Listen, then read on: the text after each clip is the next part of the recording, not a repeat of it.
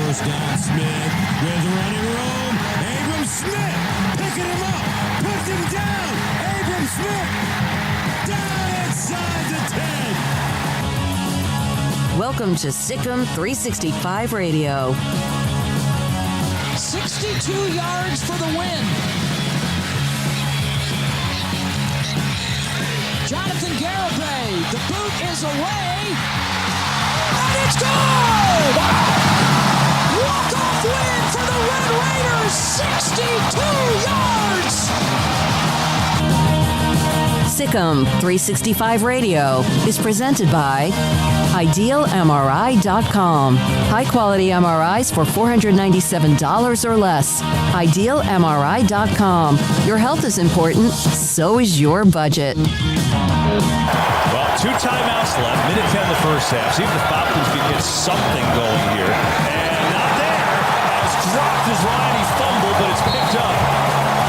As Micah Parsons came through.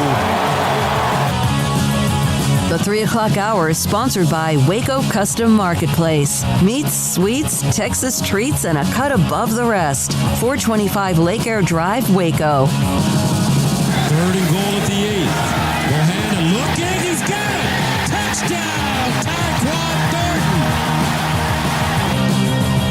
Thornton! Now here's David Smoak, Paul Catalina, and Craig Smoak. All right, here we go. This Wednesday afternoon, Sikkim 365 Radio and 365 Sports on YouTube. We are loaded up today to discuss, of course, Baylor as they get ready for Kansas State. We'll hear from somebody that analyzes Kansas State, and John Kurtz. We'll hear from Baylor analyst, former quarterback J.J. Joe. We'll drop in on David Teal on Virginia Tech as they look for a new coach. Dave Bartu will break down and probably hammer away at the college football standings. John Machota on the Cowboys, Paul's Top 5 at 5:55. The YouTube channel, 365 Sports, is up and running. And if you would like, phone numbers 254-339-1122. Paul Catalina to my left, Craig Smoak to my right, Armstrong Sims and Jack McKenzie running the mothership. But also, real quickly, Abram Smith, one of 10 semifinalists for the 2021 Doak Walker Award as the greatest or the best running back, of course, in college football. With all sorts of other extended things with it, including academic, citizenship, leadership, etc. Also, Armstrong, I did send you one of the graphics. Did you get the tweet from Reese Davis?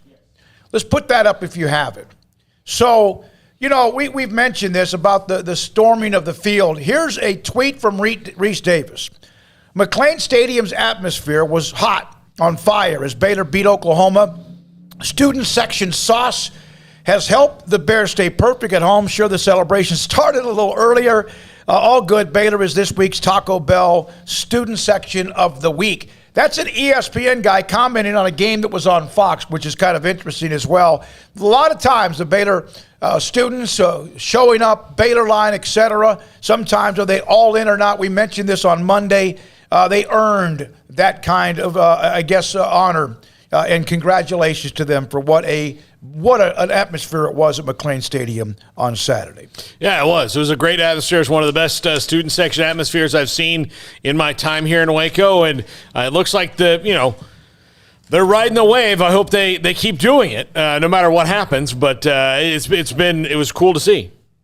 Also on the text line as we go from the start, who was first today? Donnie Han. He's so pumped up over Oklahoma State. Go damn Pokes. S. Michael DeHart, gentlemen, and also RH5. Hey, hope y'all are having a good Wednesday, and everyone else in between. Daniel, Scotty, among some others as well. Craig Smoak, your thoughts on Baylor and Kansas State. I was a part of a podcast today with Kansas State, Jeff Burkhart, and I mean, we went an hour. A lot of questions about many things Baylor. We also discussed it. I think this is going to be a street fight, and I don't know. I think Kansas State at one point this week was a 1 or 2 point favorite as well. Yeah, I don't know if they've ever been favorites. The line's been going down, though, and now half-point favorite. The last time I looked, you take into account home field advantage, and, they actually would be, slight favorites, if you will, if you take away the, little bump that you get for being at home. But, yeah, I guess that's backwards, actually. But, yeah, Baylor's lead has gone down as far as the point spread this week, and I see reason why. I mean, they haven't played well on the road. K-State, it's senior day. They're going to be fired up, and Skylar Thompson's been there for about 17 years now, so he's playing his final game at home, and I think that he's going to have a little extra chip on his shoulder. I think they've got a good defense. I think they've got, obviously a star running back in Deuce Vaughn, who can do a little bit both on the ground and through the air. Their second leading receiver, Malik Knowles, very dangerous weapon in the special teams game. So, I mean, they've got some dudes, and they've got some players, and they're very well coached, and I think that home atmosphere is going to play heavily into this. Baylor, if they want to be a team that's not just a great team at home, but an actual great team, they have to go and win games like this on the road, and they haven't done that under Dave Aranda so far. So this is a big test for them, and I'm looking forward to it. I think it's going to be a great game. Saturday, 4:30 kick at Manhattan against Kansas State. Armstrong, do we have a camera on this? Do we have? Yes, there we are. God bless those candles. I don't know if that's good news or not for Armstrong, who today turned 24 years old. Is that a Halloween thing gone bad right there, or did I just wait too late to go to it? You waited way too late to go to it. You kind of barked at Jay, like demanded, like, hey, we got to get this right off the bat. And then you were the guy who did it and then forgot about it. And people, I wish I could tell you that this is old age, but I've known Smokey for 11 years now, and he was like this 11 years ago. So yeah, it's not. I mean, I'm telling you right now. So that's good news for you. But, okay, there it is. There's the cake. There's one. Is there one there's flame? Two. Well, one. No, there's one. Yeah, okay. Okay, Armstrong, blow it out on camera. God, almost got your T-shirt. Thank you. Happy birthday, Armstrong. Happy birthday, Armstrong. Very nice. Or Hergé. I mean, it could have been burning. It could have been like burning up the wall, and I would not have remembered that we were going to go straight to Jack McKenzie in the video of the birthday cake. Good Lord. Sorry about that. That's the way I am. Birthday wishes on the chat room as well. That's just me. I can't help it. That's who I am. It's unfortunate. Hey, Xavier Howard, former Baylor star, was named the AFC Defensive Player of the Week. He had the fumble, scoop, and score in their win this past week against Baltimore. That's one area I wish Baylor, I think they highlight Xavier Howard whenever he's had plays, and they retweet stuff, but I think that they really need to take advantage of the fact that he's being a star right now in the NFL, because they don't have a lot of proven NFL players. A lot of their guys you thought might be the Corey Colemans of the world turned into busts.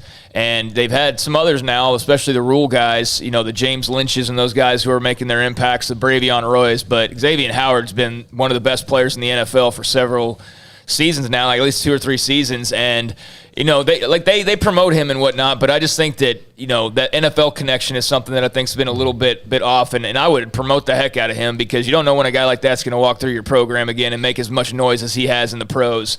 It's been a long time. I mean, who's the last Baylor guy that's made that much noise in the pros and been mentioned as much as he has? I think you have to go back probably a good ways. Well, RG3 had the splash his rookie year and on occasion, but yeah, it's been a while. Okay, I can just tell you, at his position, there's only one guy I would say for sure wins the argument over who's better than him, and that's Jalen Ramsey. And Xavier Howard has more interceptions most years than Jalen Ramsey does. And so, yeah, he's top 2 or 3 at his position in the league, and you need to flaunt that for sure. All right, one other note, a Big 12 note. Last night in college basketball, Brigham Young beat 12th-ranked Oregon 81-49. We discussed quite a bit about what is coming in eventually during the summer of 2023 when it comes to basketball. Brigham Young's really good. They've got an arena that seats 20,000 plus. Baylor will play Oregon December the 18th, by the way, in their non-conference schedule. That game is up in Eugene. Congratulations to Brigham Young for beating the Ducks of Oregon and beating them soundly by 32 points. All right, college football playoff. I didn't watch it. I get the press release. I print it out, and then I look at it. I don't know where to start here. I did see where Mississippi State, and they have 3 top 25 wins. At 6-4, moved into 25th. Guess who fell out? What conference did a team fall out of the poll? Not the SEC. Auburn. Oh, it was the Auburn SEC. did fall out. Then who comes in? Oh, okay. So, yeah, they just replaced it like they do every week. But okay. now, again, Mississippi State has 3 really nice wins, including beating A&M. They have 3 wins against top 25 teams. They're 6-4. Kansas State needs more love for who they've been lately, and they've kind of just been ignored in the poll as well. Yeah, but what's their great win? Like Stanford, I guess, maybe. No, that's not a great win. That Stanford's below 500. If Auburn was 8-2 without a great win, would they be ranked? What's Clemson? What's Clemson's great win? I'm not arguing that. Yeah. I'm saying, though, like, what did K-State do to get deserved top 25? I'm not saying anything about Auburn or anybody else. I mean, they've won. I think if they win this weekend, absolutely they deserve to be in the top 25. But you do look at them, and those 3 games that all were piled up, that was the toughest, meatiest part of the schedule. And they played Oklahoma, Oklahoma State, and Iowa State. But they lost all 3 of those games. Now, since the schedule's evened out, they've played really well. But I say, look at their schedule, and who have they beaten? There you go, oh, wow, they're definitely a top 25 team. They've been playing really well. If they beat Baylor, then you will get no argument from me about them being top 25. They would be 8-3, and they would jump into the top 25. And that would far and away be their best win, because the other wins have all come against teams that are like 500 or worse or barely above. Stanford was a nice win to start the year, but, I mean, that's not nearly the same win that it looked like in week number 1. But, yeah, K-State's a hot team right now. I think that's part of the reason why you see that point spread shrinking. And all the other things that I mentioned, senior day, playing at home, Baylor struggles on the road, all those things. So K-State's prime, man, and if they beat Baylor, not only do they, get a marquee win, which would be their biggest win this year, but they'd leap over them in the standings.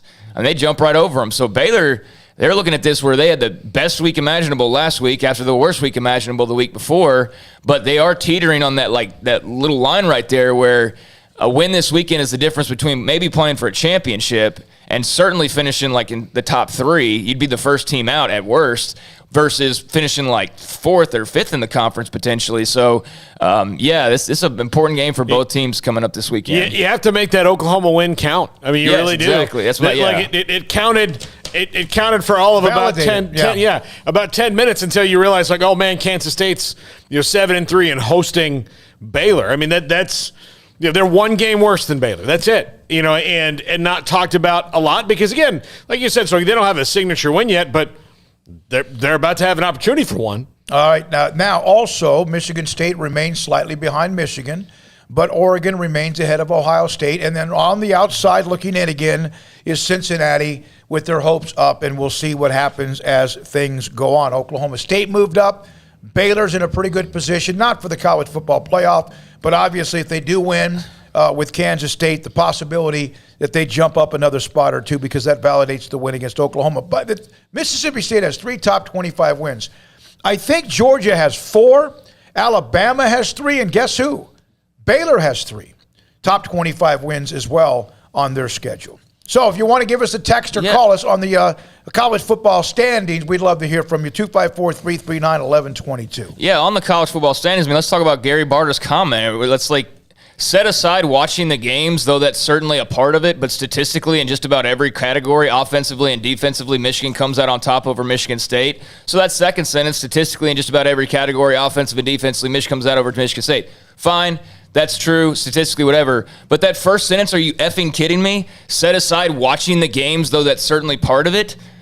What are we doing? We're not watching the games anymore? Like, the games don't matter as much as what the numbers say in the statistical books that are handed to you after the game? Or look, if people want to rail against Cincinnati, I'm not for it, but I understand it because they have not looked like a very impressive team. And yes, they're hanging on that Notre Dame win like it's like their last gasp at anything. Cincinnati has not played to an impressive enough level to impress the committee, although I think we all agree they could win by 60 every week and it still wouldn't matter. Like, we know what they're doing with Cincinnati. They don't respect them. They don't want them in there, and that's just the truth of the matter. So they're going to find a way, if at all possible, to not have them in there. But to say that set aside watching the games, though that's certainly a part of it, no, that's the part of it. That's what the sport is the games. It's not the BS TV shows. It's not your pocketbooks. It's not the bowl games. It's the games itself. It's not the recruit. It's the games. So with the college football playoff, if the leader of the whole troop is saying set aside watching the games to describe why the rankings are the way they are, this thing is BS. Why are we watching this? Why are we even doing this? This is the stupidest, most corrupt, and directly influential sham that I've ever seen. Like, it's these guys behind the scenes hide and don't say anything about what they do until they've unleashed their rankings and there's nothing to do about it. And they come on and they say BS like that, which is just another version of saying game control 4 years ago or whatever else BS excuses they've used. These are just suits sitting behind closed doors in private, not having to explain their decisions. Like it does? Because they don't know what they're so politically motivated, or whatever the words are, that they are so full of crap that they have to make things up along. Here's Gary Barta. Full of crap. Okay, you mentioned maybe watching the games. How about this one? From Gary Barta. Controlling wins. If you think about watching games, that's more important than just a team that's just running up the score, in my opinion. Talking about playing somebody pretty well or dominating somebody. It's certainly something that we watch, but every team is so different in their style that it just sort of depends on the team. So in one sentence, he's talking about, well, we kind of maybe watch the games or we don't. In another one, well, when you watch the games, it's just they talk out of both sides of their mouth. Well, and they're also setting it up because they know what games are coming up. They know that Michigan State's maybe going to lose coming up this weekend. And so, like, they do it with a forward-thinking way, which is understandable, but do it for right now. Not what could happen in a week. Not like, we're not going to put this team here because they got to play this team next week. That's not what you're doing. That's not what you're supposed to be doing. But just, excuse it any way you want to, but to say that the games don't, like, to watching the games doesn't matter as much? Are you kidding me? Like, what is the point of this thing then? That's one of those a campaign manager would go, oh, dear God. Well, of course. Yeah. And considering that the point of this is to pick people to play in some effing games. Yes. So if watching the game doesn't matter, what are you picking these four teams to do? You're picking them to play a game. So watching the games doesn't matter. So here's what he kind of admitted. If this is a political debate, and my follow-up question would be, so you said that watching the games doesn't matter. So do you watch the games when you're in there, or do you guys watch the games?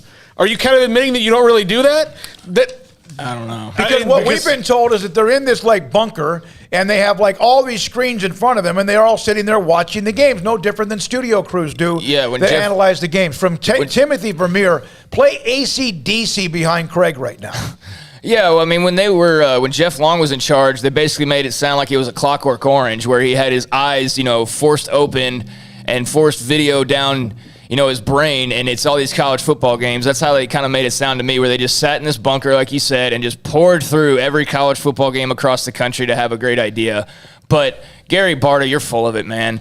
I mean, to say set aside the games set aside nothing. We're not setting aside the actual game that runs this whole that we're talking about right now. The only reason Gary Barta is Gary Barta because the game that's on the field. That's why he is the chair of the College Football Playoff Committee. That's why that committee exists, is to put the four best teams on the field. If you want to make an argument that Cincinnati's not one of the four best teams because of their schedule or their style or whatever, that's fine. If you want to make an argument that even though there was a clear head-to-head, there was some controversy in that game, you want to put Michigan over Michigan State, that's fine. I can see that to an extent. But to just make that comment, I think, it's almost like he had a slip of the tongue, and it's like, oh my God, we just saw the real wizard behind the curtain. Because he just threw back the curtain and showed you, yeah, the games sometimes matter when it's fitting for us, but when they don't, we'll set aside the games for a moment and use this other tool to put who we really want there. This is just the dumbest system. Like, this is clearly just college football's big money, big wigs just making money. And that's all it is, because it's not about the true nature of the competition. If it was, there would be much more transparency about this. There would be more than 4 teams, and there wouldn't be BS being said like, set the games aside. We're not setting any game aside. The games are why we're all here to begin with, not to hear you empty suit, talking about what you're rigging right now with this playoff. All right, so that's Craig going out. Paul, we all feel the same way. We have forever. 7 years, I don't watch a second of it, but we are going to break it down and get your feedback. The chat room's all lit up. Craig is the Sam Kinison of Sports Talk. Oh, man, thank you. Take that. And Gary Barta, according to we know Timothy's a huge Iowa fan, and he's our AD at the University of Iowa. Also, I wouldn't be surprised to see a new spokesperson for the committee next week, according to Donnie. No, they can't. Bring back the BCS. Can Craig get an amen? Amen. I can't do that to myself, can I? That's the problem about the spokesperson is Gary Barta would have to be medically incapacitated for him not to have that job for the rest of the year, because they voted on it at the beginning of the year. And I almost think and who wants that damn job? And this is no offense. It's going to be offensive to Kirby Hocutt and Jeff Long, who had the job before. But it's either the person whose ego is so big that no matter what happens, no matter if it's in the Emperor's has no close situation, they will not get embarrassed. An ego that's that big that no matter what they say and whatever vomit comes out of their mouth, they're not embarrassed. Or the one who's like, well, I'll do it. And, I guess. But you have to be really, I don't know why you'd want that job. And I don't know how, I feel bad for Reese Davis, who has to ask them the questions and then, like, as a journalist, sit there and as a member of the thing go, but you just, I couldn't do it. I couldn't. I mean, it would be really hard on me. You see me on ESPN screaming in people's faces of like, this is the most insane thing ever. This sport is so great. And for you to say great. that, because you're usually very cool, very calm and collected, for you to get this fired up, that's how much it means to you and also you. Yeah, that's how dumb that comment was. Yeah. Set aside watching the games. Yeah, what? From Mark 52587. I'm glad you guys are fired up about this blank. I would have those things again. Like he would say it, and then like my next question would be, do you think we're stupid? Yeah, no. The thing is they know we're stupid, or they don't think we're stupid. It's just that they know we can't do anything about it. Yeah, no, they know that no matter there's been 6 years, however long the playoffs been around. What, 6 years now? 7.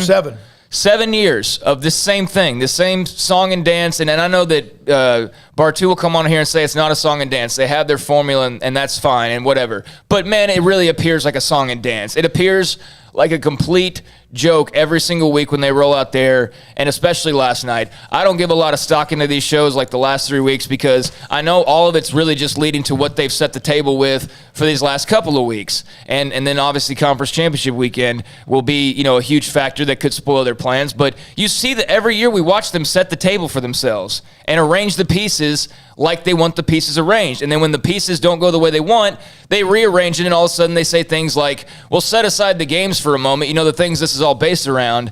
I don't know if that was a slip of the tongue or an FU to college football fans, but this playoff is a joke the way that it's currently constructed. They could do it 4 and stay with 4, but do it in a much better way than doing it the way that they're doing now, where we're going to have secret meetings and then come on here on this stupid TV show and give you a bunch of BS and then laugh at how mad you get about it, because that's basically what they do every week. I feel impassioned right now. We'll take your calls. We got a guest at the bottom of the hour, so that's going to be too late. Somebody just said, look at the preseason top 25. Let's just look at, this is the preseason top 25, which sometimes sets the table. That doesn't mean you can't make a run. Baylor damn sure wasn't a part of it.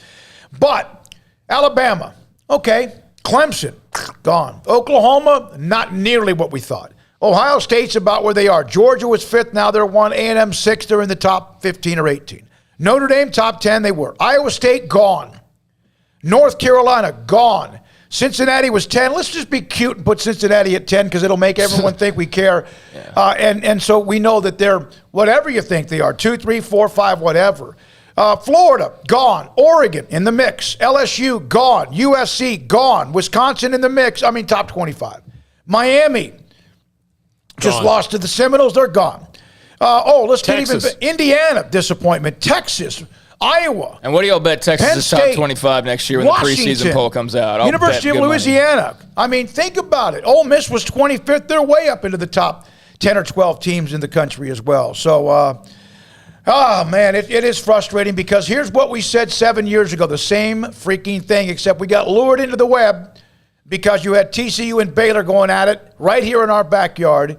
And it is a lot of you are fired up about the conversations. And Armstrong, one fan said, send that to our Cincinnati fans somehow. Put it up and include Cincinnati on how we feel about what's going on. And they're just one of the reasons we would be upset. Yeah, and look, I'm looking at them from both viewpoints. I think Cincinnati's unbeaten, and they've taken care of their business, and they deserve to be in the mix as an unbeaten team. But I also see the other side of those who have some criticism. Now, do I think that criticism is valid enough to push them out of the playoff entirely if they keep winning games? Absolutely not. Because, again, what's the point of this? They have watered down the regular season unintentionally or intentionally over the last 2 years in a big way in my mind.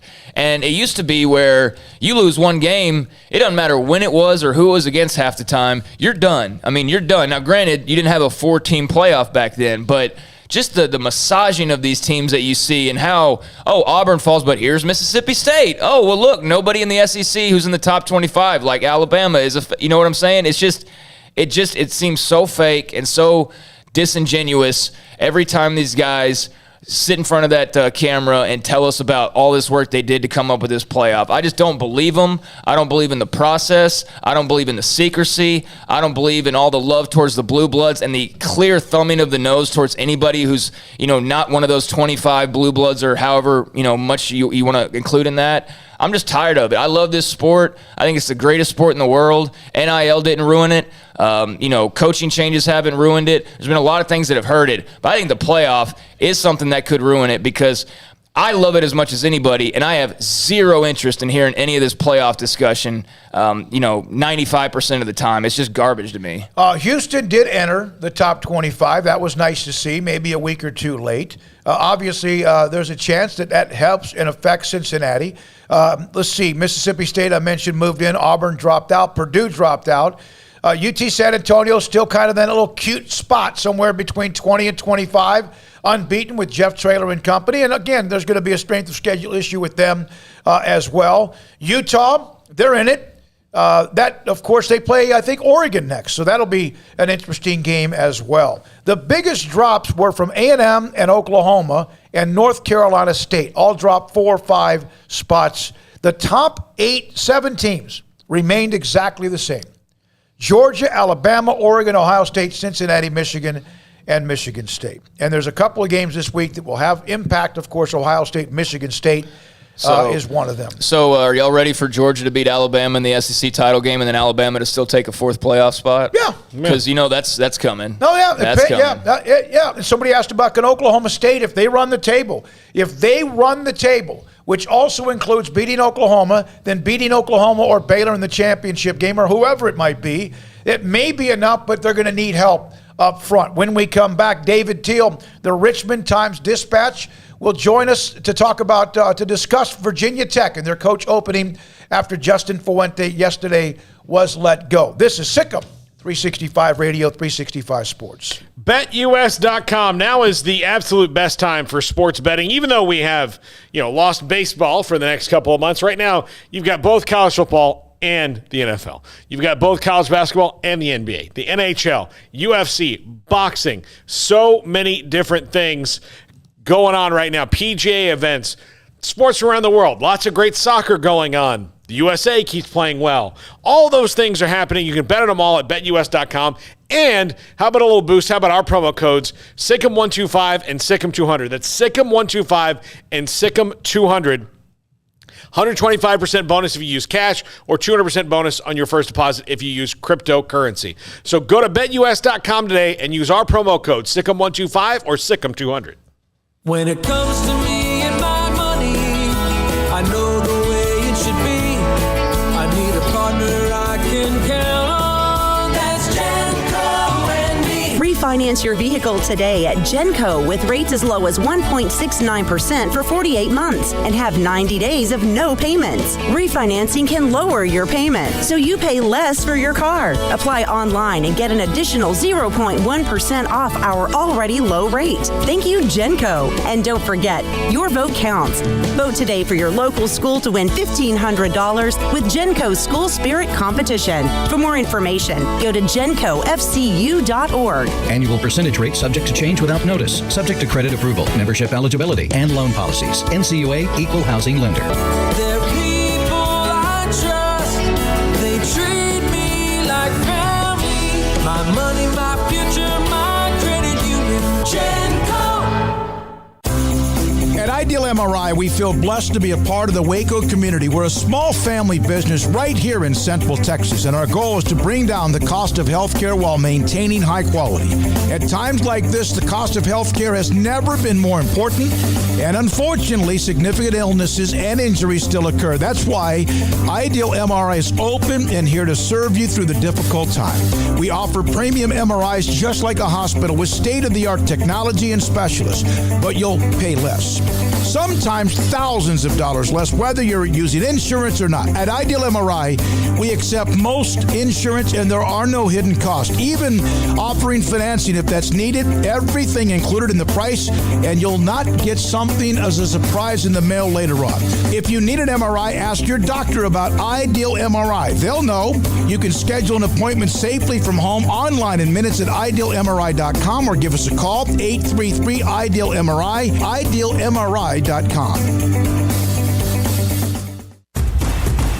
Hey, this is Bryce Petty, former starting quarterback and two-time Big 12 champion, and I know firsthand the importance of being in top shape both on and off the field. So listen up, men. If you're feeling beat down day in and day out and looking for that high-performance edge that separates the men from the boys, then look no further than the Petty Clinic Low T in Waco. Petty Clinic is a comprehensive men's healthcare clinic with an atmosphere catering to men. Board-certified Dr. Kent Petty has a special interest in offering the highest quality medical care to men of all ages. Some of the services offered include screening and treatment for low testosterone or thyroid, infertility, high blood pressure, diabetes, high cholesterol, sleep apnea, while offering comprehensive wellness exams and complete men's health lab panels. High performance men, remember, it's not just a Petty thing. This is Bryce Petty, encouraging you to reach out and Google search Petty Clinic Low T or go to pettycliniclowt.com and get your complimentary lab screening today.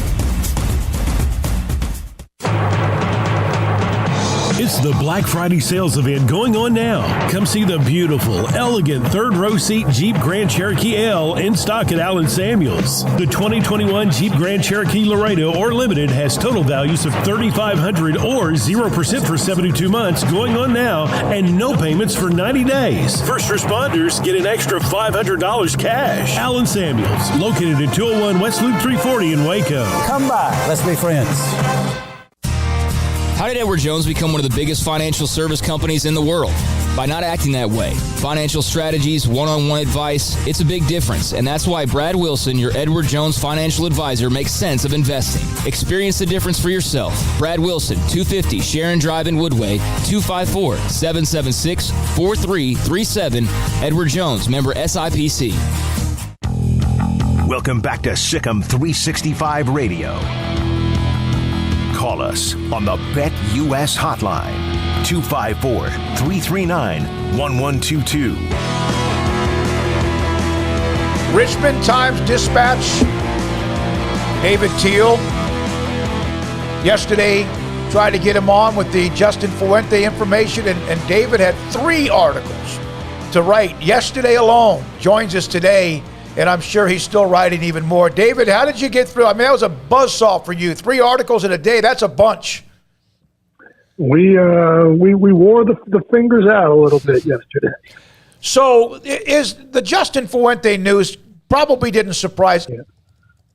Yeah, they're all looking for coaches. So with the early signing period in December, administrators want to get a head start. They're worried about losing that entire recruiting class. Where Virginia Tech turns now, with Babcock, the AD, his history is he aims high and he moves rapidly. Now, how rapidly he can move with the season still ongoing, and 2 weeks left, we'll see. But I would imagine that by Tuesday, after the regular season ends, he will have his head coach in place. Could he lure a Dave Clawson from Wake Forest? Would he go the group? The first reason, guys, that what Babcock cited yesterday in explaining the separation was inconsistency. And that was evident really from the start. As Virginia Tech won that Coastal Division in Fuente's first season, 2016, he's ACC Coach of the Year. Even that year, the Hokies are at home with a chance to clinch the division against a 14-point underdog in Georgia Tech, starting at backup quarterback and 4 freshmen on the offensive line, and Virginia Tech lost.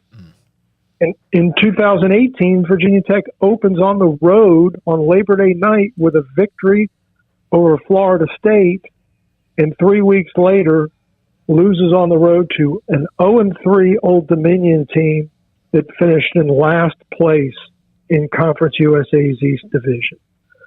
There was just these wild swings within seasons that became untenable. This season was a microcosm. Start off with the great opening victory over North Carolina. The Tar Heels turned out to be overrated, but still, that's a Coastal Division rival. You beat them at home on prime time. It's the first game with fans back in the stands after COVID. Everybody's jacked. And where are they now? 5-5, 3-3, mired in mediocrity.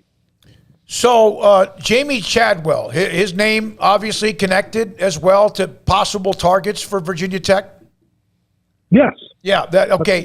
And is that something because he knows the landscape that would make sense, or do you still feel like the Wake Forest is the number one target?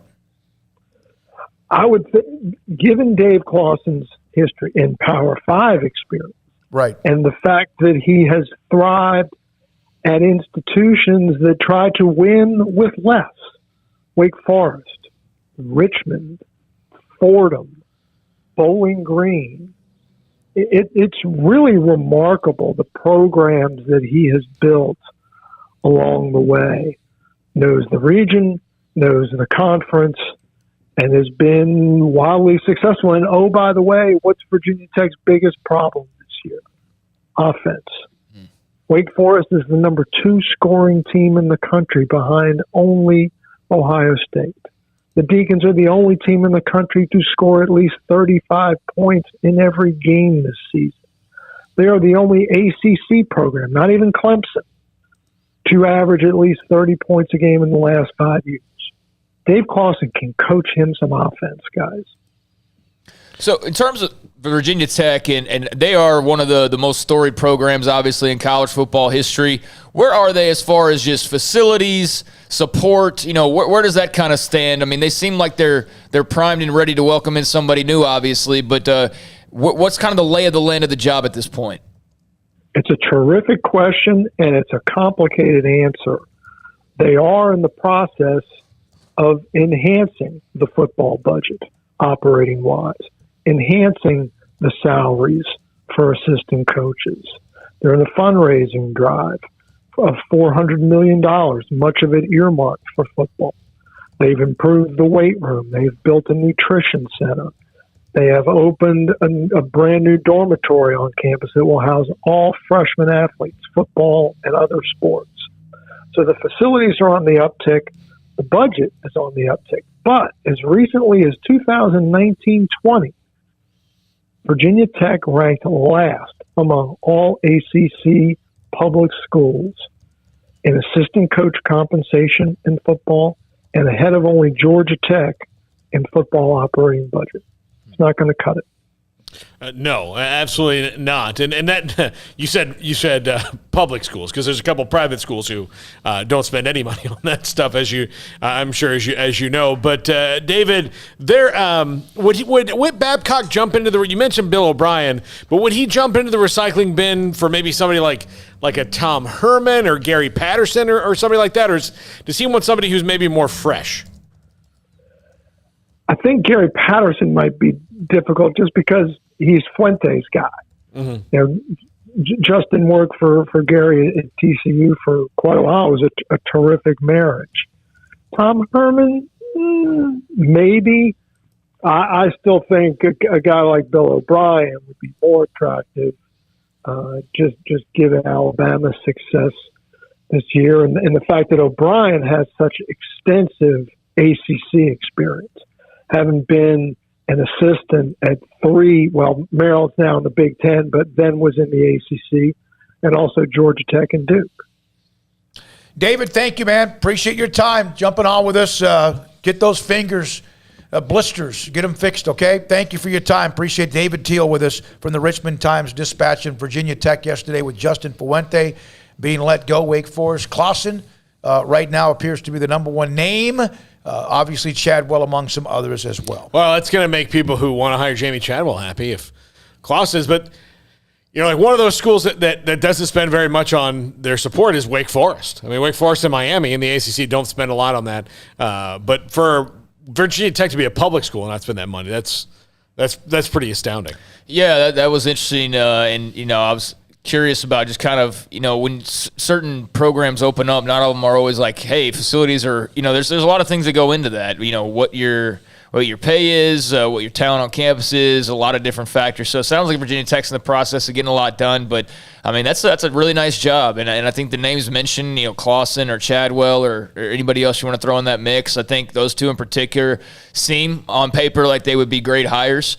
Virginia Tech is a team that I grew up that was a blue blood to me. Even though they didn't play in the national championship game all that often, that just feel like Virginia Tech football was just one of those teams growing up that was big time college football. And with the ACC the way that it is right now, I mean, hire the right coach and you're winning that bad boy in no time. Like I know Clemson's not going to be as bad moving forward as they've been this year. I mean, at least I wouldn't bank on that. But at the same time, I mean, you look around. North Carolina was supposed to be this and that, and they've plummeted. I don't know, man. When Wake Forest is kind of like leading the charge, that's a different ballgame than what I'm used to. So I think you hire the right guy, and you can be in contention pretty quickly out there in the Atlantic. Especially with the transfer portal the way that it is, and you'll see, I think the ACC and the transfer portal this year is going to be just blood on the floor from teams going after guys because they think that they can win it within a year. And, especially that Clemson's down. And I agree with you, Craig. I don't think Clemson's going to be down for that long. But I think Clemson will have at least another year of – they're not going to be maybe this bad next year, but they're not going to be, dear God, they're dominant Trevor Lawrence type Clemson for another year or so because it's not the offensive line that needs to get fixed. They might have whiffed on their quarterback and DJ Uiagalelei, who's not playing well all year. So if those two things don't get fixed kind of in unison, then they'll be down to their standards for another year or so. So, yeah, everybody right now in the ACC has to feel like a couple of good moves and you could win the conference. Certainly. I mean, that's a good job right there. And, obviously whatever they do there is going to have a domino effect. And, as the days go by, the more you hear about Dave Aranda, this Mel Tucker news, that's potentially one guy that's not going to be on the move. Looks like he's going to stay at Michigan State. That was probably number one name on the LSU list, at least in terms of what was reported over the last few weeks. So that's a job that suddenly, maybe is looking elsewhere. And, if you were to obviously hire Chadwell or Clausen, I mean, Coastal Carolina doesn't really come into the mix as far as somebody who would go hire some big name that would have an effect on other big name schools. But Wake Forest could open up or Coastal Carolina opens up. There's just more movement in general. And, dominoes falling. So, yeah, here we are in the last couple of weeks, and we're going to have that buffer, obviously, with bowl games, that little bit of a break, and then, just a full onslaught of bowl games where a lot of movement's going to be happening. And I'm curious to see when the dominoes, instead of just, moving around, are actually dropping in Baton Rouge and in Los Angeles and everywhere else that has an opening right now. It's going to be a fascinating coaching carousel, but that Mel Tucker news earlier today certainly threw it for a bit of a loop. Yeah, you got to win, man. You got to win. $500+ million and already $70 million this year with coaching changes. 12 coaches, $70 million in buyout type money or dead money is already on the table. And that I don't even know if the $500 million, the story that was published maybe 2 months ago or so, included weeks ago.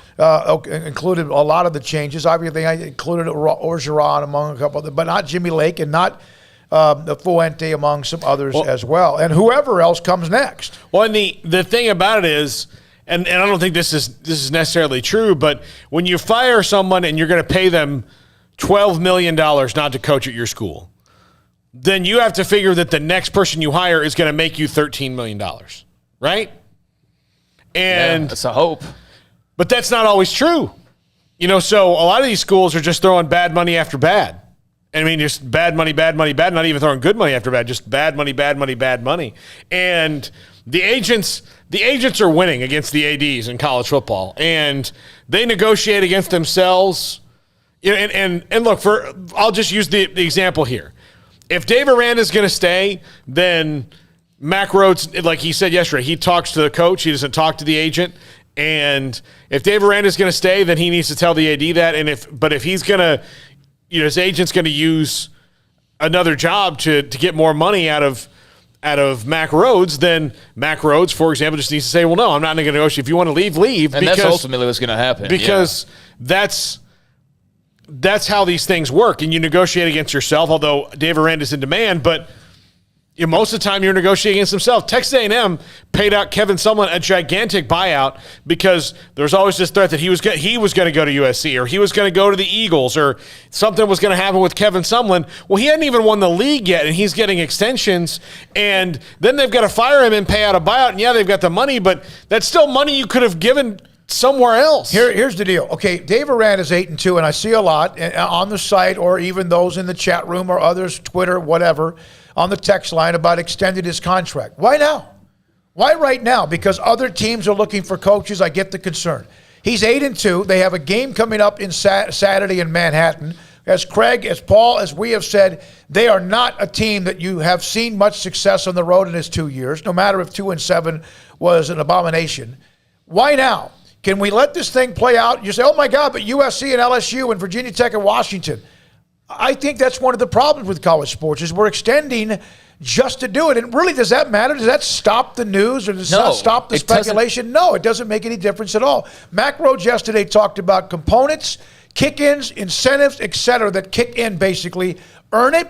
And that doesn't mean that they aren't also looking at the future themselves. Yeah, and I'm sure he's got a pretty good buyout. But, yeah, it's like today, suddenly see Aranda in Washington being mentioned. And I'm like, what school has he not been mentioned with now? I mean, literally every big opening, some college football reporter of substance has mentioned him for that job. And, I get that Washington's West Coast, but Dave Aranda didn't grow up in Washington. But it's just like he's from the West Coast, so he should be the next Washington head coach. It's like, okay, I guess. I mean, sure, that could work. The rumors are flying. I'm not going to worry about it until there's a reason to worry about it. And for me, the rumor mill, just simple Twitter talk, is not reason to worry about it right now. If I see a report that his agent's flying to meet with somebody in Baton Rouge, okay, then I'll worry about it. But even then, I'm not going to worry about one single man out there because I did it with Matt Rule, Art Briles, whatever. There's been too much change here and too many coaching searches for me to sit there and feel like, oh my God, one guy's leaving, that's the end of the world. It wouldn't be. I think Dave Aranda is a fantastic head coach who's just getting started. I think he's scratching the surface, and in a few years he is going to be hands down one of the top names that we're talking about in college football, wherever he's on the sideline at that point. But he's got a lot of work to do here at Baylor still. So, again, I'm not worried about it until there's reason to. And he's going to just keep being mentioned, so get used to it. Dave Bartu will join us at the top of the hour. There's a comment from Matt Campbell. He was asked about with the team out of the Big 12 championship picture, disappointment with goals, and Campbell interrupted the question and answered it. We'll come back with that next as well. 254-339-1122, the text line, chat room blowing up, all sorts of different topics. We appreciate you every day. Sikkim 365 Radio and 365 Sports. PettyClinicLowT.com. Dr. Kent Petty can help you become the high-performance man that you want to be. And maybe as you've gotten older, you used to be. It happens. 1 out of every 3 men have symptomatic issues when it comes to low testosterone. Not usually for somebody in their 20s, but don't think because you're in your 30s you don't have an issue. You'll know. You know. You understand if your sleep habits aren't as good. You understand if your energy and focus is not as sharp, and you also understand if something's happening with you when it comes to your sex drive. It happens. 1 out of every 3 men, I mentioned, have symptomatic issues with low testosterone. So what do? PettyClinicLowT.com, Dr. Kent Petty. Go online. They got a number and an email address. Contact them and tell them I sent you. They will then get you set up to get your blood work. He'll look at the lab results. He'll look at your testosterone level. And if it's too low, put you in a program or give you the option to be in a program to help you increase your testosterone level so you can get to be the man that you used to be, want to be, and need to be at PettyClinicLowT.com. It's Baylor football season, and as always, Berg Colgin Ford supports the green and gold. Hi, I'm Mark Stewart with Berg Colgin Ford. It's time for team celebrations and BU touchdowns. Berg Colgin Ford is your home team when it comes to trucks and tailgates. Ford has the perfect truck for you to host a top-ranked tailgate party. Here's to a winning season for our hometown Bears. Visit us anytime at bkford.com. Buying made simple at BK Ford. Sick 'em Bears. You know what would make this moment better? Pizza. Dough made from scratch and an Italian family sauce recipe pizza. 3 fresh signature cheeses making a melty blanket of perfection pizza. Like loads of premium toppings like crispy Old World pepperoni, savory Italian sausage, and fresh sliced veggies pizza. That's Marco's Pizza. Visit marcos.com and make any moment better. And with 4 locations in Waco, Belmead, China Spring, Woodway, and soon to open in Robinson. Marco's. Pizza lovers get it.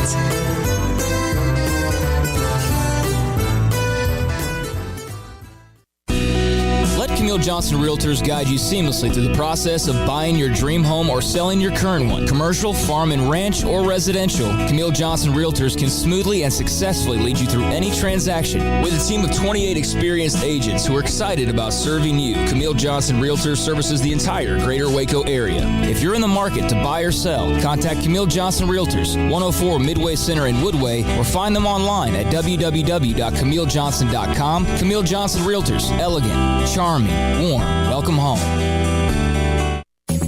So recently, a northern transplant in our fair city came in to pick up outfitters for the first time, and he was starstruck. He told us that truck accessories were not needed in Illinois. I know, pick your jaw up off the ground. An entire state full of trucks driving around completely nude. Then he said he saw the light when he moved to Texas and found that in Texas, truck accessories were a necessity. I don't know about a necessity, but Texans have a whole different attitude about their trucks, and they give them their rightful place as a family member. I mean, what exactly do you use your truck for if you're not going to put anything on it? All this is a warning for the good people of Central Texas to stay diligent. Don't let your truck look like it came from up north. Put something on that truck, for goodness sakes. A bumper, a lift kit, some running boards. At Pickup Outfitters, we know what your truck needs. So come and see us at 220 Lake Air Drive in Waco, or check us out on the web at createacommotion.com. Do you or your kids get nervous about going to the dentist? Stonewood Dental, Dr. Steve Childress, he can help. I've spent a career taking care of patients who as children had bad experiences, and now they're adults that hate going to the dentist. If I get a kid at 3 years old and they come every 6 months and it's a happy experience, it's normal for them. Now they have an accident at 6 or 7 or 8 at school. Now they have a broken tooth or a trauma, and they have to come here. They're used to lights, they're used to water in their mouth, they're used to experience, they already trust us. It's amazing what we can do with that kid without it being a negative thing. But if I see a 6 or 7 or 8 year old that's never been to the dentist, and now they have a trauma or an unfortunate unexpected toothache, it's harder to do that for that kid and it not be somewhat of a negative experience. So bottom line is I try to treat kids and adults and teenagers and everybody the way I'd want my family treated, which is where it's a necessary part of life. You just take care of it. It doesn't have to be that big a deal. Learn more, stonewood-dental.com. When we moved to Texas, we were like fish out of water. We didn't know anyone in our neighborhood until our Texas Farm Bureau insurance agent came to the house. She was so helpful and reassuring, a friendly face with that Texan hospitality I'd heard about. When we purchased a Texas Farm Bureau insurance policy, we knew we were making the right choice. We knew our family would be protected. Stop by and see our agents at one of our 3 McLennan County locations. Coverage and discounts are subject to qualifications and policy terms and may vary by situation. Welcome back to Sikkim 365 Radio.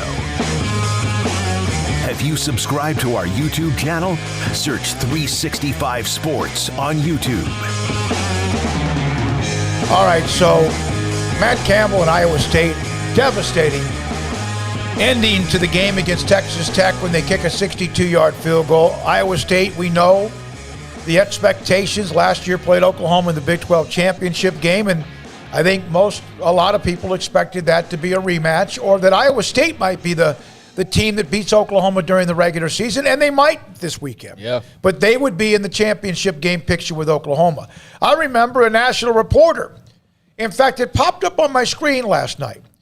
Who are the 3 fools or whatever that didn't vote Oklahoma number 1 to win the Big 12 title? Now, again, there's a reason behind at least why they would be the heavy favorites, but not unanimous.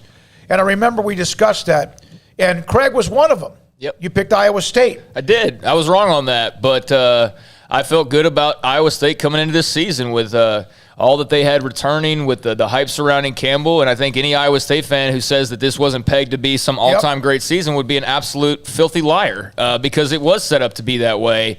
And if somebody wants to say, no, next year. No. It's not next year. This year was the year for Iowa State to jump up and win the Big 12. And, they stumbled. They stumbled too much. And, that was a shocking loss last week.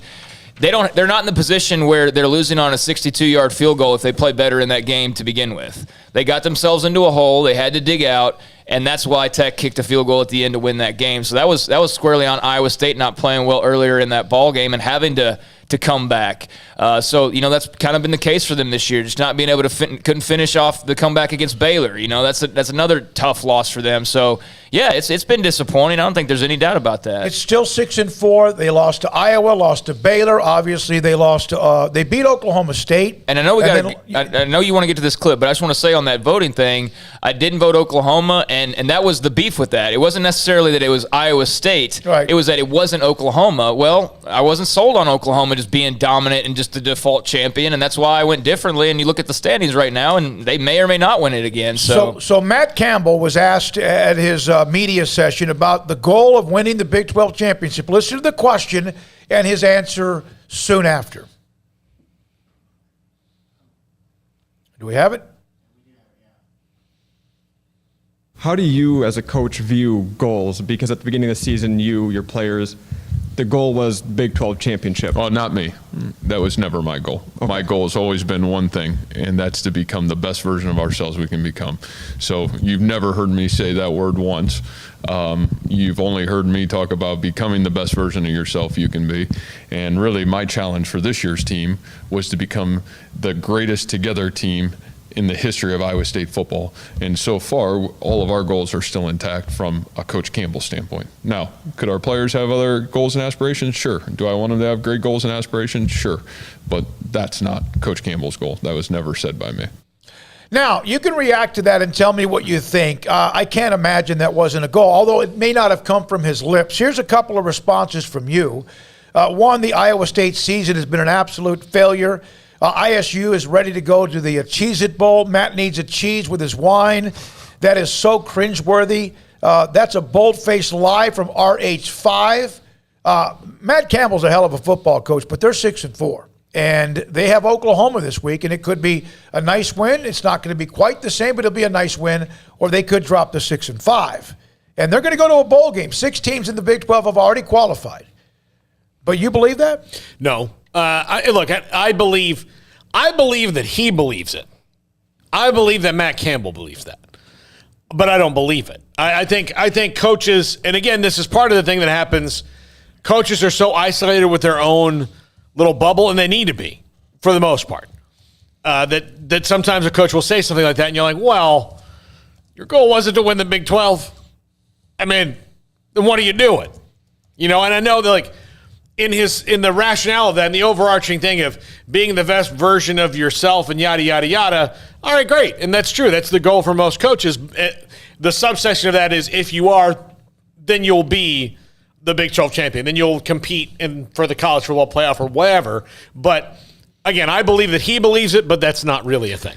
Yeah, I mean, if they win these next 2 games, they'd be 8-4. That'd still be a really solid season. But I would still say that would be a disappointment. I believe that what Paul just said, I believe that he believes what he's saying, but I also think it's kind of a BS answer. I do. If your goal wasn't to win the Big 12 coming in, then like you said, why are you even suiting up? And I know that he kind of addressed that. It's about being the best version of themselves.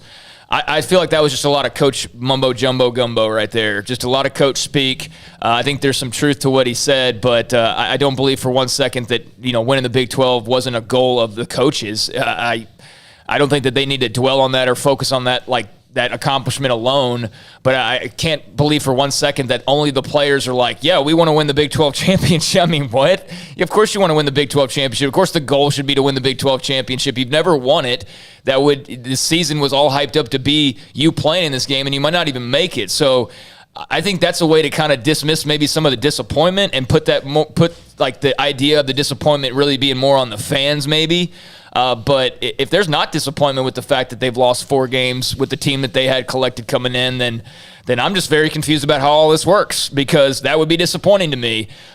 They have, shown signs of getting better in certain areas, and like I said, they can still finish with 8 and maybe even 9 wins with the bowl game, but still, going into Oklahoma, one of their big bugaboos has been playing on the road. That's where 3 of their 4 losses have come from, have been on the road. So that's a really interesting game. That's like a coin flip type of game to me, honestly, and really curious how Oklahoma comes out after last weekend and what their focus is like. But, that sounded like a lot of coach speak. Yep. All right. When we come back, Dave Bartu, College Football Matrix, his breakdown of, I know you won't want to hear exactly all of it, and then again, you're going to want to hear a lot of it, because he was unbelievable a couple of weeks ago. You all loved it, and he comes back to explain exactly why everything is the way it is with the college football standings. Dave Bartu, College Football Matrix, next on Sikkim 365 Radio. Discover Woodway tonight has their concert series that continues. Jake Hoot and Sundance Head, both of them are winners of The Voice on NBC. In fact, I had somebody earlier, they're like, we heard you talking about this concert. We never really put 2 and 2 together. And then my daughter told me that's who won The Voice.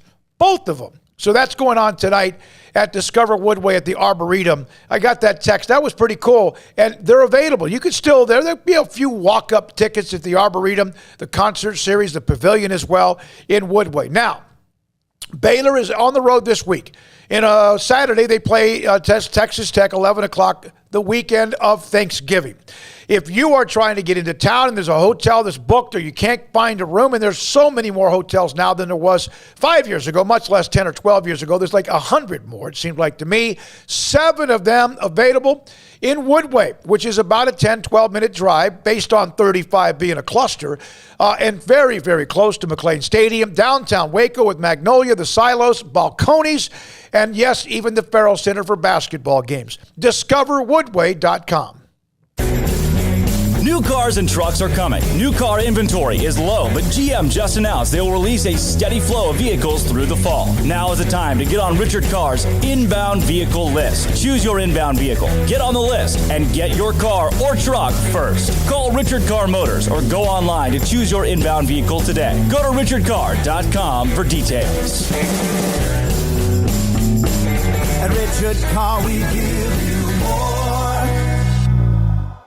From the first workout to the last practice, sports is an incredible and rewarding challenge. Hi, this is Dan Ingham with the First National Bank of Central Texas, and we're proud to support each athlete, every parent, and our educators. From families, small businesses, to the biggest industry, we're here to help. With remarkable products like our free First mobile app, we've got banking ideas that fuel big dreams. That's the First National Bank of Central Texas. Familiar faces making local decisions. Member FDIC, Equal Housing Lender.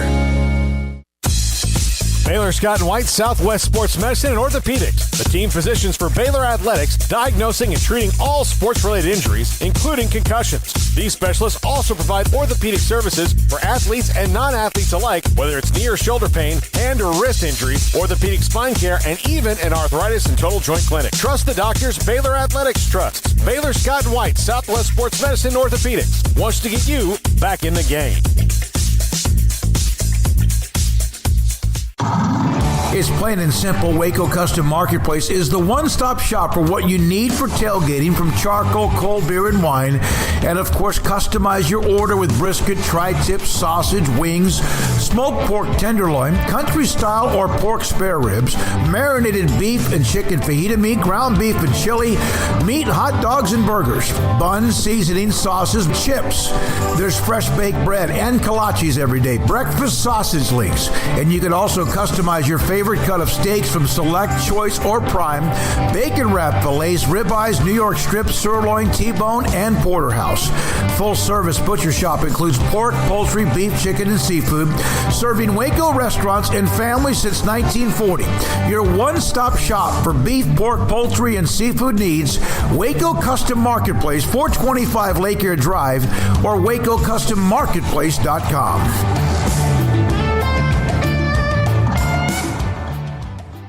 Hey guys, sports betting season is in full force with football season entrenched and the NBA and NHL underway and the Major League Baseball playoffs. You need a sports book with integrity and longevity like BetUS.com. BetUS has been pioneers in the sportsbook industry for almost 3 decades, thriving and paying their loyal customer base. That's BetUS.com, and they have loads of bonuses like ours at BetUS.com. 125% bonus on promo code SICK'EM125 or a 200% bonus if you use crypto on promo code SICK'EM200. BetUS, known as America's favorite sportsbook. NFL, college football, MLB, UFC, PGA golf, they've got it all at BetUS.com. So go to BetUS.com today and use promo code SICK'EM125 or SICK'EM200. That's BetUS.com, promo code SICK'EM125 or SICK'EM200. Don Humidor, your home with a 48-foot walk-in humidor with the elite cigar brands from around the world, including the #1 cigar of the year, Aging Room Cuatro Nicaragua. Plus, they have the great brands like Macanudo and Artur Fuente, Rocky Patel, Aston, and so much more. CBD, great for sore muscles, aches and pains, sleep, Vita Dreams, and anxiety, mild depression, general health and wellness. Their staff very knowledgeable on the subject. If anyone is curious about CBD, ask Carol and Ashley. Don Humidor in the Townwest Shopping Center off Valley Mills in Waco. Welcome back to Sick'em 365 Radio. Now he'll run it with a block. Splits. Go-headed. Touchdown, Baylor. The 4 o'clock hour is sponsored by Boozer's Jewelers, the wedding ring store, specializing in custom jewelry and repair, all in-house. Now here's David Smoak, Paul Catalina, and Craig Smoak. Stick your head in a tank of gasoline and light it with a match. Dave Bartu, 2 weeks ago, he lit this place up. You loved him on the chat room, the text line, and much more. College Football Matrix joins us at CFB Matrix on 365 Sports. How you doing, Dave? I am doing great. The phone won't stop ringing. Man, you guys have no idea what's coming down the pipe with the hurricane of coaching changes this year. It is stupid right now. Yeah, it is. $70+ million in dead money already with 12 coaches, $500+ million the last, 10, 12 years, and it's only going to get more and more as well. And then you have big boy programs, LSU, Washington, obviously with USC opening up as well. Mm-hmm. Yeah, there's a huge amount of churn, and man, if you're one of these teams that is not upper echelon, it's kind of like, well, I guess we got to wait for the dust settle on everybody else, because if you're trying to replace guys, and let's say you're at the bottom end of college football, you got to wait till everything else clears and see what happens. But you keep an eye out. There's going to be a lot of teams that super upgrade their staffs that are being patient with this and letting things come to them. Dave, do you expect to see maybe Miami open up, or Florida, or some of the other ones in the next couple weeks? Something, Miami maybe, right? I think I saw something on Twitter like they had Vegas betting odds on who's going to get run next. Oh my God! And this part of me is like, I know enough about most of these guys. I could probably make a really educated bet right now. But with Diaz, obviously with the AD turnover, the odds of him getting let go went up just exponentially. We all know that. That's the way it is. The performance of Miami has been, well, at least the first half of the season was beyond deplorable. It was horrid. And they've tried to rally back a little bit, but is he going to be let go before the new AD comes in? No. I really doubt that. I think that'll be probably the AD's first job, is to make a decision on that. So unless that AD position is filled really quick at Miami, and it sounds like it is not, I don't think we're going to get a quick turnaround time on understanding if Diaz is going to get another year now, which is great from a recruiting standpoint, because National Signing Day is next month, and if you don't fire Diaz till February, you say, "Oh, well, we just had to wait till we had a new AD." Sorry about that. So there's the plus side there, I guess. Florida, the math to me doesn't work right now because they just let the DC go, they just let the offensive line coach go. Seems kind of silly to turn around after all of that, the shuffling, turn around and let the head coach go, but. College football is weird. Gator fans expect an awful lot right now from a team that was 18th in recruiting when Dan took over from McElwain. McElwain had buried the talent level of Florida and the development of Florida. So I think the expectations are sky high at Florida when they shouldn't be.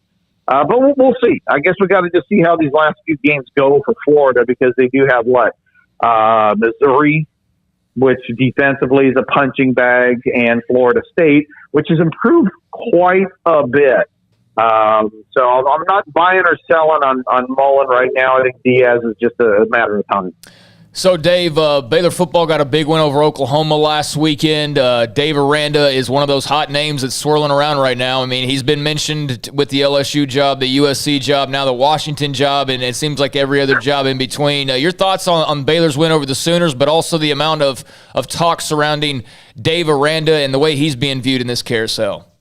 Oh, my God. Did Aranda and Roberts just shut them down this weekend, or what? Yeah. Holy crap, they kicked their ass. That had to be so much fun as a Baylor fan. I mean, seriously, because 2-3 years ago, the program bottom of the barrel, right? Offensive and defensive scoring efficiency was shot. Now you have one of the most balanced football teams in college football, and it's just amazing. Now, Washington, that's cute. Virginia Tech, that's cute. Okay. I mean, if you're Dave Aranda and you're considering Baylor or LSU or USC, why don't we just stop right there? Okay. I mean, that's enough, because if he ain't going to USC, he ain't going to Washington. And if he ain't going to LSU, he certainly as heck ain't going to Virginia Tech, which Fuente just cratered on recruiting and development. So, obviously LSU, he's got ties to LSU. He's got ties to USC. Now he has ties to Baylor. I think those are the only three things that have to be considered in this situation. Can you be nervous as a Baylor fan? Sure. The guy's done awesome. I mean, he turned the program around. It was instant impact, offensively and defensively. I'd be nervous too. But I guess you're just going to have to wait and see what happens, which way he's want to go. But I would not entertain listening to any other program being possible for Dave Aranda if LSU and USC are that serious. All right. So last night, as you probably had pretty much like clockwork, the college football standings were released week number 3. We were always focused on looking at the top. You kind of taught us 2 weeks ago not to look at the top, but look at the bottom with the teams that kind of help cushion or prop up those at the top. I noticed Mississippi State with 3 top 25 wins moved in. I thought Kansas State should be one of those, although I've been, and rightfully so, they don't have a quality win or a top 25 win. They might after this weekend. What happened at the bottom of the top 25 day that caught your attention? Oh, dude, you are a rock star. That is awesome that you're paying attention to that. And that's exactly the first thing that I saw. Because when we modeled this, guess who was 25? K-State. Who does K-State prop up? Anybody who wins out in the Big 12, right? Mm-hmm. Mississippi State was modeled what? 26, baby.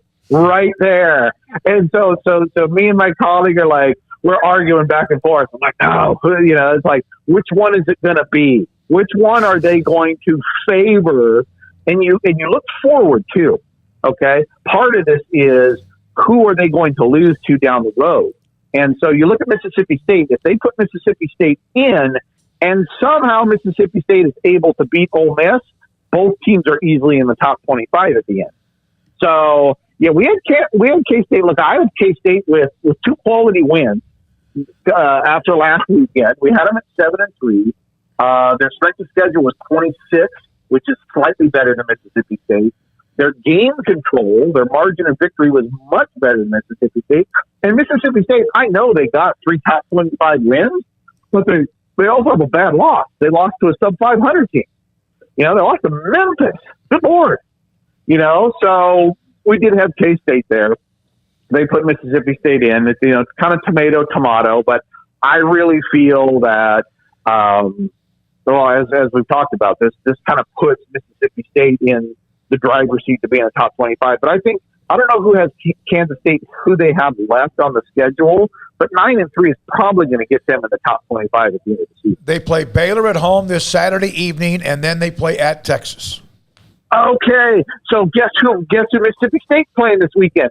Tennessee Valley School of Dentistry. That's a W, right? Yeah. Okay, come on. You got to forward think. This is one of the good things that the committee is really good with, is being patient. They forward think. They look at the whole schedule, because if you put K-State or Mississippi State in there and one of them loses the next week, you kind of look bad, right? So if you had a choice between those two, you're going to go, okay, Mississippi State's going to blow out this FCS team, and Kansas State probably is going to lose to Baylor, should lose to Baylor. Why would we put Kansas State in there only to take them out the next week when we could look a little bit smarter and put Mississippi State in there right now, and they're going to win and stay in? That is probably the depth of the logic right there. Davis, that Tennessee Valley School of Dentistry, that the Mighty Molars that you got? Oh, I love it. Oh, man, nothing like a tomato can in November, baby. They all count the same. Yeah. All right, what kind of wizardry does Cincinnati have to pull to legitimately land at 4? Or really, it doesn't. If they win, they need wizardry to happen kind of around them, don't they? Dude, they need Gozer the Gozerian to show up and choose the form of the destroyer, man. I mean, seriously, it has to be a train wreck for them. Now, I'm biased. Okay, I'm totally biased. I probably said this last week. I don't think Cincinnati's schedule. People go, oh, well, they just play the schedule that they're dealt. Yeah, you know something. If Georgia was given that schedule, they'd win 56-0 every damn game, not barely beat Tulane. So I'm biased that they get to play Kansas essentially 9 times, Indiana and Notre Dame, and be considered a top 4 team. But that being said, even at the end of this, at the most, they are going to have 4 quality wins. 4, okay? Georgia already has 5 right now. Michigan already has 4 right now. And I don't think they might get one more top 25 game against, let's say, Houston in the AAC title game. But their strength of schedule is at 123rd today. They played nothing. They played nobody and they haven't controlled the games very well given that schedule. So I'm of the belief in the numbers that they need a lot of 2-loss teams, a lot of 2-loss teams in order to get in there to get destroyed by Georgia. Dave, there was a lot of talk about Michigan and Michigan State and where they were placed due to the head-to-head. I mean, they're right there next to each other at 6 and 7, but Michigan State behind Michigan, even though they got the win there. You got Ohio State perched at 4 right now, and obviously you got a couple big games coming up. Ohio State playing both Michigan and Michigan State. So your thoughts on the Big Ten, how these teams are positioned, and what you think the committee was looking at? I think they were looking at exactly what you said. They're all going to play each other, so why move them around? Sure. Yeah. Right? Yeah. You know, again, this is what we're talking forward thinking, looking ahead, because we all know that if any one of those 3 teams wins out and beats whoever, Wisconsin in the Big Ten title game, that team is in. Michigan, Michigan State, Ohio State, it doesn't matter which one it is. So why not just go, let them decide it on the field before we start moving things around very much. Now, personally, in the numbers, when we modeled it, we had Michigan over Cincinnati. And I was kind of surprised that Gary Barta came out and was like, oh, we have Cincinnati a solid 5. And I'm like, what? I mean, Cincinnati's at 123 strength of schedule. I know Michigan has 1 loss, but Cincinnati's 123 strength of schedule. Michigan's at 49. Cincinnati has 2 quality wins. They've beaten 2 teams above 500. Michigan has beaten 4. Cincinnati has 1 top 25 win. So does Michigan. Michigan's game control margin of victory with a 49 strength of schedule is the same as Cincinnati. There is nothing about their resumes that are equal or in favor of Cincinnati. It's all Michigan. So I don't really understand, other than just letting them play it out, because Michigan obviously is going to be an underdog to Ohio State. They'll lead after 3 quarters and blow it, right? I mean, that's the way it works for Michigan. Yeah. I mean, they tried to do it last week. They did it against Michigan State. Michigan State did surprise me, though, because I felt strongly that Notre Dame had a better schedule. They were ranked above them, I believe. Well, were they not? I don't think they were. Notre Dame easily has a better schedule. Oklahoma State has a better resume. 43rd in strength of schedule. Michigan State's at 92. Oklahoma State has more quality wins. They have better game control. The top 12 teams, actually the top 15, the only 2 that were out of place was Michigan not above Cincinnati and Michigan State wherever the hell they put them. I don't know where it was, but it was weird because I actually felt Michigan State could be 10. Wake Forest's resume is equal to Michigan State. So of all the teams, people say, well, who do you think they really flexed on the most? I think in the top 15, unequivocally, Michigan State is the only one that really feels out of place. But like we just talked about, in 2 weeks, it's all going to be settled. Dave, did we hear Gary Barta last night say that other than watching the games and then like, okay, well, maybe other than watching the game, isn't that what it's about, is watching the damn games? No, it's never about watching the games. Wow. Why would it be about watching the games? What have I been doing with my life? No, but just seriously, let's talk through this, right? We have 3 major ranking polls: playoff committee, AP poll, and the coaches poll, right? Okay. Now, how many people that are part of all those ranking systems have both the time and the expertise to watch 30 teams in 2 days and adequately evaluate all of them equally? Nobody does. Oh, dear. It's a farce. It's false. You know, I get it. You watch Baylor, Oklahoma, and Baylor kick the crap out of them. Beat the crap out of them. Did you see that eye test? They kick the crap out of them. But how do you assign kick the crap out of them to 30 teams? You don't. It's an emotional feeling. It's a narrative. And it's false. The eye test doesn't exist. It only exists in our mind because it makes us feel good, because you watch that team and you think your team is better just because you watched them. But unless you have the time and expertise, which nobody does, it's just a way to try to evaluate or reason why somebody's there. But it's not an even way of ranking teams, which is really what the committee is supposed to be about. Dave Bartu, CFB Matrix on Twitter. Dave Bartu with us. last 2 weeks ago, and also today here on 365 Sports. Craig? Dave, you mentioned them, but what are your thoughts on Oklahoma State? I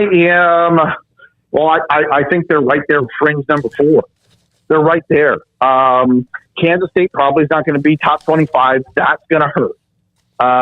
They're going to be, if they beat Oklahoma, that'll give them another top 25 win. Here's this problem that I've always said, even with the Big 12, even when they got to the championship game, the committee is, even if Oklahoma State beats Oklahoma twice, they're not going to get credit for 2 top 25 wins. They're going to get 1. Okay. They'll get 2 quality wins. So they're going to be Oklahoma State's right on the fringe. So obviously they need to win out. They have to have Georgia beat Alabama. Okay. So those 2 things have to happen. Now, if Oregon loses or Ohio State, Michigan State all end up with 2 losses, it opens the door a crack. I am not shutting the door on Oklahoma State right now because there's just enough room where I think the dominoes can fall easier in favor of Oklahoma State winning out and getting in than Cincinnati winning out and getting in. Dave, thank you for always clarifying. It's always great. Learning a lot along the way, even at my old age, about what matters. And the part about the bottom of the poll was something that I took out of what we did with you a couple of weeks ago. And you're right, it's impossible. We can watch all the highlight shows, but those are just highlight shows of 10, 12, 15, or 20 games. But to sit down and watch a full game, I'm lucky if I watch one, and that's the one I'm covering. That's the one I'm covering, yeah. They have to have a framework, right? The committee, they got 6 hours to rank 25 teams. You have to go in with a framework on how they're going to do this. Otherwise, it's never going to work. So to me, the eye test is an excuse. Could you please become their spokesperson, or would you ever want to do that because it's just like a battering ram of publicity? Oh, I would just piss people off, dude. Yeah. I would just, you know how mad I'd make people? Because I would just be blunt. Right? I'd be blunt force trauma. Just tell them the way it is. But I do appreciate you allowing me to come on, and because really what I'm trying to do is set the framework and provide clarity to maybe how things actually work, you know, and try to get rid of some of the narratives and focus on what really we're looking at, big picture, whether it's the playoffs or coaching or anything like that. So I really appreciate you guys having me on. All right, Dave, we'll be following you again. CFP Matrix on Twitter as well. Dave Bartu, College Football Matrix, with us as he breaks down truth serum. Raymond was upset with a couple of things, and here's the thing. He understands the system. He almost like helped invent part of the system about how they go about their business. He is the one that is kind of almost forecasting what's going to happen the day of, the night of, or maybe that Michigan State was too high. And it might make you mad if you're Michigan State, but why?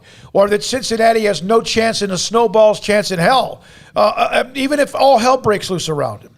He's telling the truth. Sometimes that hurts, but he's telling you the truth of how the sausage is made, so to speak. Yeah, and, I went on a little rant earlier, and he brings up a good point about the committee not being able to watch, 30 different football games in their entirety. So, that makes sense. I'm not going to back down from saying that I think this whole thing's a charade and just a total joke, the entire process itself. But, that is insightful. That's a good point. They can't watch every single game, but there's got to be a better way to do this, in my opinion, and especially when he even says, they're setting it up. That's why I don't watch these shows, because, for one, the rankings last night, they matter to an extent because of the positioning, but they really don't matter because ultimately there's too many big games coming up these next 2 weeks that are going to shuffle the deck. But the fact that he said, they're setting this, why move anybody because they're going to move themselves? Well, then they're intentionally not, you know what I'm saying? They're intentionally not making moves because of things that are likely to happen in a couple of weeks, which is forward thinking and makes sense, but it's also why people look at the current rankings and go, what the hell? This makes no sense. So, that was enlightening, but I don't like But this you also thing, can't assume things. Right, well, yes. Yeah, you can't, when you're doing this, you can't assume that this is going to happen. You can guess that it's going to happen. You can probably, but if you're saying, well, we're doing this because more than likely somebody will do this for us next week. No. The rankings that your job is, not to do the rankings based on what may happen between Michigan State and Ohio State or between Michigan and Ohio State. That's not their job. Their job is to rank them as it's come now. Not rank them for the future. Yeah. Because in the future, guess what? They're still back in that room eating a nice catered meal and finding out what BS to throw at us. And if you're looking at, Michigan and Michigan State, let's say Ohio State, Michigan State are going to eliminate each other or eliminate one, whoever loses that game will get eliminated. I mean, what if that's and I know that the odds of this are entirely low and this is not all that realistic, but let's just say, what if that's like a 10-7 game? And both quarterbacks throw 4 interceptions and fumble it twice, and it's just an ugly, sloppy game. Does that come into account, or is it, it just mattered who won that game, and that's because it only comes into account if it allows them to prop up what they want you to believe. Right, and that's where my issue lies. Is he's just pointed out that all these schools are just positioned no matter what, basically. So if you win, it doesn't matter how you win or what you won or where you won or whatever. It doesn't matter, and unless they want it to. Yeah, unless they want it to, and that's where I have the issue is that if there's a double standard, formula or not, it benefits some more than it does others. That's very clear that it does. And I just don't think that's right, but... Yeah, there's nothing... you're kind of where it's out of our control. Blake, the only teams ahead of us, he's an Oklahoma State fan, I feel would beat us. Georgia, Bama, Ohio State would be a great game, but I think we would have a shot at even them.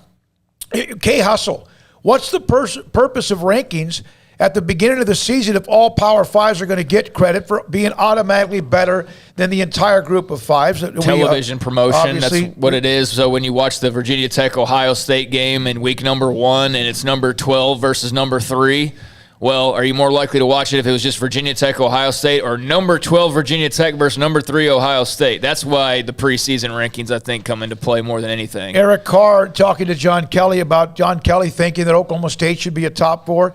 Oklahoma State's not a top 4. They lost to a 4-loss Iowa State. Alabama, they're number 2. They lost to unranked A&M. And that was a close game. And it was a close game. Both of them were. Yeah. And then there's some others here as well.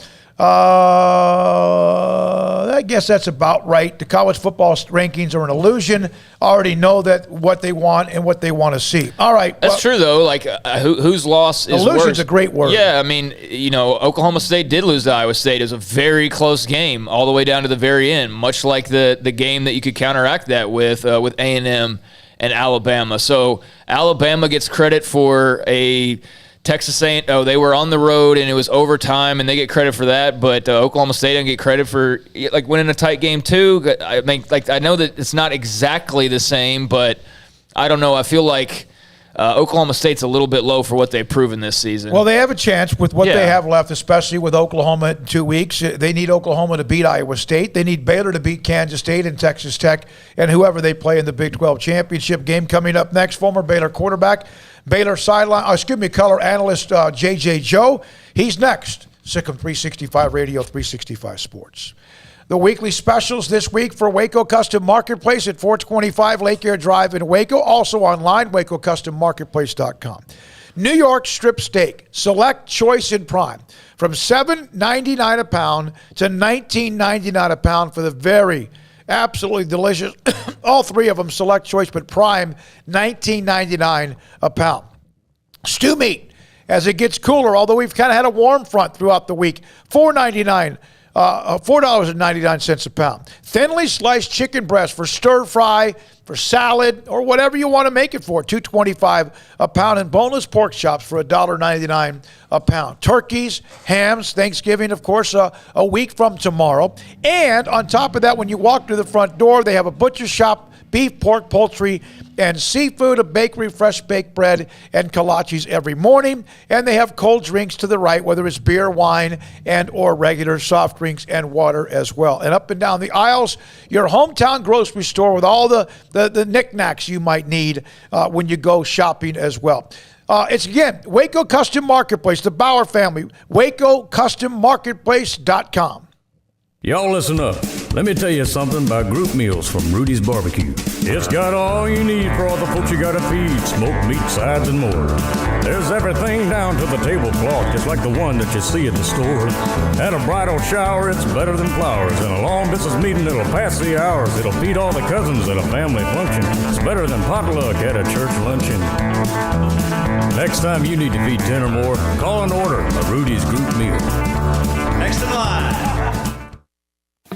Born in Waco, Brotherwell Brewing exists to serve the Central Texas community with locally crafted beer of the highest quality. They want to bring Central Texas closer to the brewing experience so everyone can enjoy well-made beer as much as they do. For 2.5 years, they've been bringing high-quality beer to Central Texas at their location on Bridge Street in East Waco. Brotherwell Brewing believes in community and bringing people together to enjoy products made in their community. So for your game day, whether it's a tailgate or at home, stop by Brotherwell Brewing for high-quality craft beer made right here in Central Texas, 400 East Bridge Street, and check them out online at brotherwell.com. Waco Regional Tennis and Fitness continues to add more weapons to your getting or staying in shape arsenal with 8 brand new treadmills ready for you to run or walk a mile or 2 or 10. And with the explosion of interest in pickleball with instructors Joe Rosa and Jody Thurman with more courts available. Waco Regional Tennis and Fitness with large flat screens stretched across the weight room with Wi-Fi available, their own app to enjoy news, business, weather, or sports. Everywhere you look, there's energy, passion, and commitment. New touchless water fountains outside of each locker room, and all the locker rooms with showers, sauna, and whirlpool. Upgraded PA system throughout the world-class tennis courts with a youth academy led by pro Britt Coleman. Fitness and tennis merchandise available and a tanning bed. I promise you'll look and feel better. You just need to walk through the front door. Waco Regional Tennis and Fitness with personal trainers Christy London and Randall Corley. 40-plus group exercise classes, including twice-a-week boot camp. It's time to react today, not tomorrow. Waco Regional Tennis and Fitness on Lake Shore Drive in Waco. One size fits all. That may be all right for an adjustable belt or cheap sunglasses, but when it comes to your financial needs, no one wants a one-size-fits-all strategy. Cam Heathcott, your Edward Jones financial advisor, knows that his most important goals are yours. That's why he takes the time to understand your needs, knowing you. That's how Edward Jones makes sense of investing. Cam Heathcott, covering Conroe and Houston, 936-756-7717 or cam.heathcott@edwardjones.com. Edward Jones, member SIPC.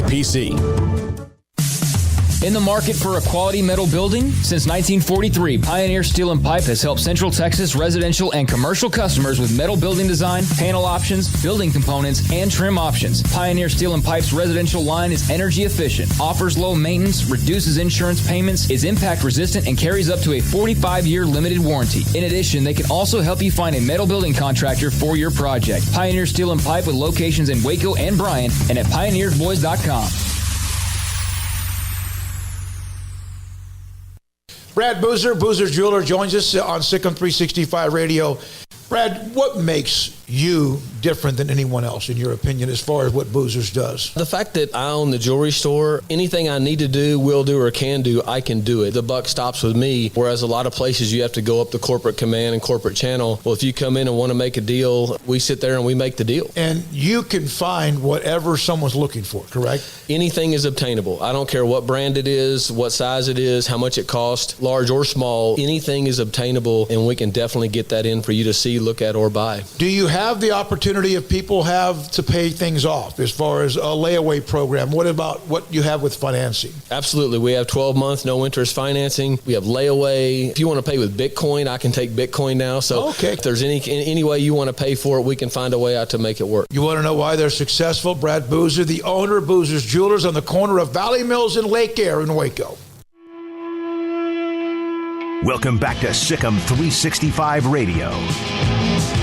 The Sikkim 365 Radio app is sponsored by Alan Samuels Dodge Chrysler Jeep Ram Fiat in Waco. Your friend in the car business at Loop 340 and east of 84. Come by. Let's be friends. Craig alluded to this earlier, but if you did not see the details, David Jesse reported this, the Detroit Free Press, that Michigan State working on a 10-year, $95 million contract extension for Mel Tucker. Obviously would make him he and Nick Saban would be in that $9+ million a year. Right now, James Franklin, I think, is the highest paid Big Ten coach at about $7 million a year. That's awesome if they can get that done. And it would come from donors. They would pay that straight up, along with also upgrades, most likely, within the athletic department. Matt Ispia and Steve St. Andre will donate the money to Michigan State University. That's great news for Mel Tucker. It's great news for Michigan State football. He's done a good job there, and obviously there was a lot of smoke about he and LSU. A lot of people thought that was going to be LSU's slam dunk hire, but instead he's sticking around East Lansing for a while longer. So that's good for them. It's got to be a good feeling to have your guy locked down and not have to worry about more of the coaching rumors, especially with the success that you're having. So, good for them, and very curious, obviously, with Aranda's name being mentioned so much, LSU, there's a big candidate off their board. So, we'll see where it heads, but this is the carousel. So, Spencer Cheshire put this up on Twitter, and someone who listens to us, and I wish I had the direct message from somebody that sent it to me, there's just a map. This is no new news, but it puts things in perspective. The Chapter 1, this includes realignment, including Big 12 Chapter 1. This is from Spencer Cheshire. Do we have that, Armstrong, on the screen? And it kind of shows you what, let's see here. Yeah, that's Chapter 1. What it shows you is the squares are people who are either coming or going. And the colors of the squares are where they're coming from. Like Brigham Young, I don't know what color it is on the screen. It's like gold or yellow. They're coming from a conference. That's the Independents, which is the yellow box down the bottom left-hand corner. UCF, Houston, Cincinnati from the American Conference in blue, right? And look at all that. It's like, I don't know if that looks like a Scrabble board or whatever it might be. So that's the realignment. Does not include what could be, which right now is on hold, at least for now as they wait the Pac-12 and the TV contract. Does not include what would be Chapter 2. And here's what Chapter 2 would look like. And, of course, you would add teams to the Big 12, including, obviously, Boise State, SMU, South Florida, and also Memphis and the squares around there. Look at the American Conference. That is the sixth conference to the right. They have 6 squares. All of them come from another conference because they themselves have lost, at least this is a part of Chapter 2. It would be more that would be gone, but it kind of gives you an example. Look at the SEC. Everything stays the same, right down the middle until the bottom with Texas and Oklahoma. Yeah, I mean, it's good to have it laid out like that, so appreciate Spencer for putting all that together. And, we'll see on a Chapter 2. Obviously, like you said, that's on hold right now, so that's a little forward thinking as far as the Boise, the SMU, USF, and Memphis. But it's cool to see it laid out because it is kind of hard to wrap your head around, especially with the smaller conferences of like who's still left in the American, who's in the Sun Belt now, where's CUSA? Yeah. We're now joined by J.J. Joe, former Baylor quarterback and a Baylor color analyst on Baylor Radio, Sikkim 365 Radio, 365 Sports. And J.J., thanks for your time. We appreciate it. Obviously, Saturday was so impressive. And I mean, across the board, they just tied up Oklahoma like a pretzel. Among everything you watched and watching with Gary Bohannon, they unleashed him a little bit more with his legs. Your thoughts about how he bounced back from TCU? Hey, guys, thanks for being patient with me. I got this thing called work that I keep messing with. With me every day. I'll be in touch, yeah. I got you.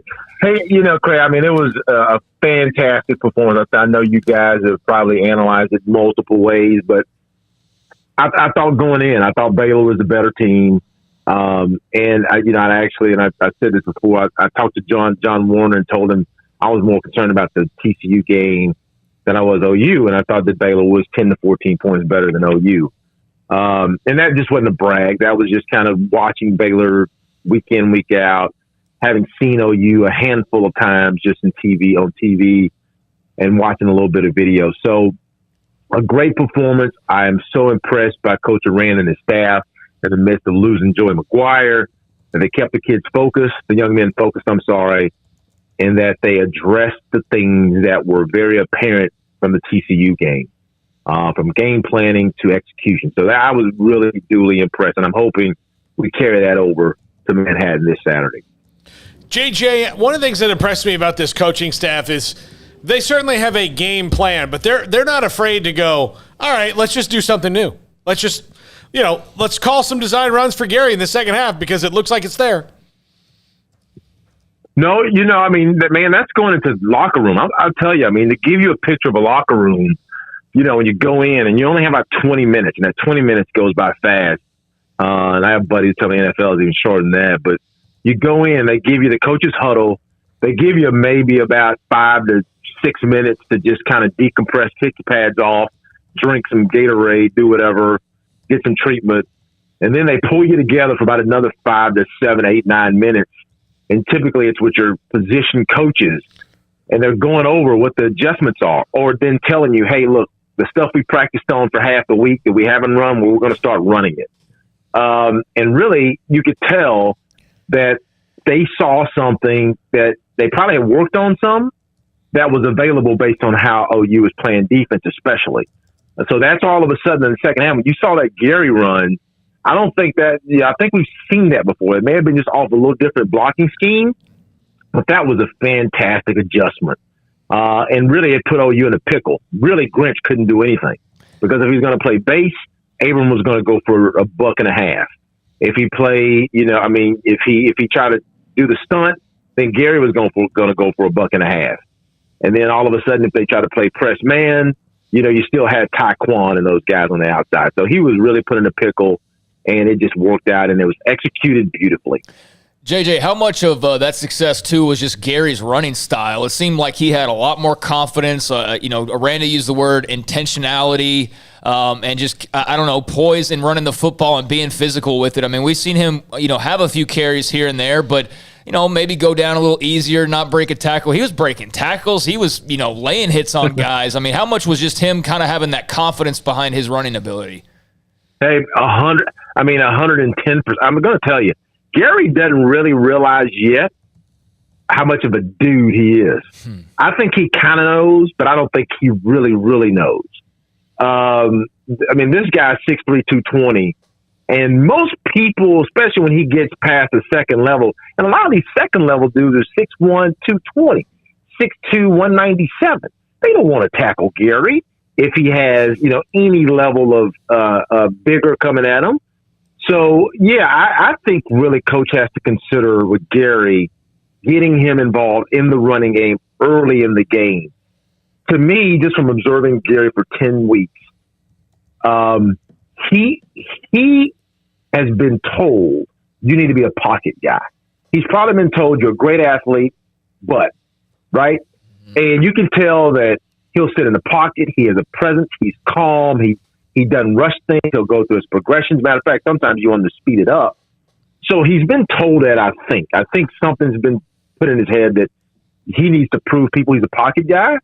But the one thing Gary has that most pocket guys don't have is he can go get it with his feet if he has to. So I'm hoping that they start calling runs for him early just to get him mentally into the game, get him aggressively into the game, and then back him into kind of being a pocket guy. So, he's a load. So they have had losses on the road to Oklahoma State, losses on the road, of course, in Fort Worth, the stench from a couple of weekends ago, and now they go into Manhattan, and that is not by any means. They're really good, and you know that, JJ, and they've been on a run of 5 straight games. How difficult is it to play in Manhattan? It's a late afternoon game that turns into a night game. I don't know. What is the weather forecast? Tell me that. Anybody know the weather forecast for Manhattan on Saturday? Well, I can get that to you in about 30 seconds. I want to tell you. All right, I'm gonna give him 30 seconds. Let him. All right. Hey, Smoak. This is my thought. In my humble opinion, Kansas State will be, of course, one of the toughest games they play. That goes without saying. Baylor doesn't lose again until they play in the Big 12 championship game. That's my humble opinion. And you ask me why. And the reason I'm saying why is because, number one, you see the light at the end of the tunnel. They'll be told all week, about their inability to win on the road or their struggles on the road at TCU, at Oklahoma State. And I got a feeling that when you beat a program like OU, it's kind of like the night when we beat Colorado finally. We stubbed our toe at Rice like they stubbed their toe at TCU. Mm-hmm. There's a level of kind of like, okay, we're good, that just comes across. And I think this team on Saturday finally got that feeling like, we beat UT, but, UT got beat by whoever. Yeah, we beat Iowa State, but now they're 6-4. But now you beat OU. And I know you hadn't, we could say that hadn't played anybody, but everything that goes with OU.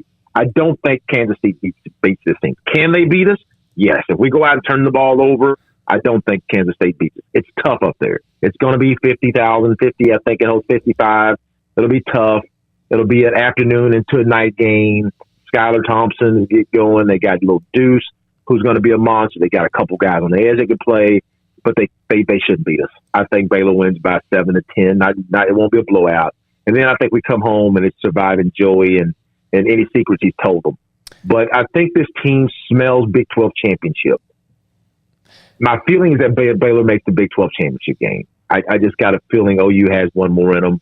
And then they get a rematch probably. And I think they smell it. You got too many veterans on this team that smell it.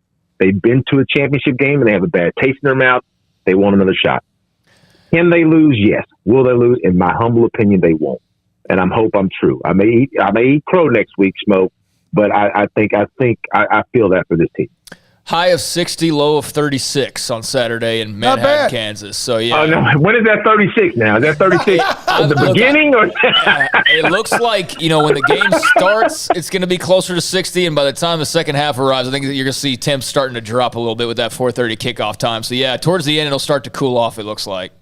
Oh, we're good. We're good. As long as we're not blustery in the 20s. Hey, number one, the windows will be open because J-Mo loves windows open, so I'm good. And I think they ought to be good. Yeah, JJ, it says calm wind around 5 miles an hour. So that's good. Perfect. A calm wind that's just going to wash over you and kind of invade your soul. Just let you relax like you're in a yoga class or something. I'll have my jacket on, so I'm good. JJ, defensively, there's been a couple areas that have been of concern for Baylor football.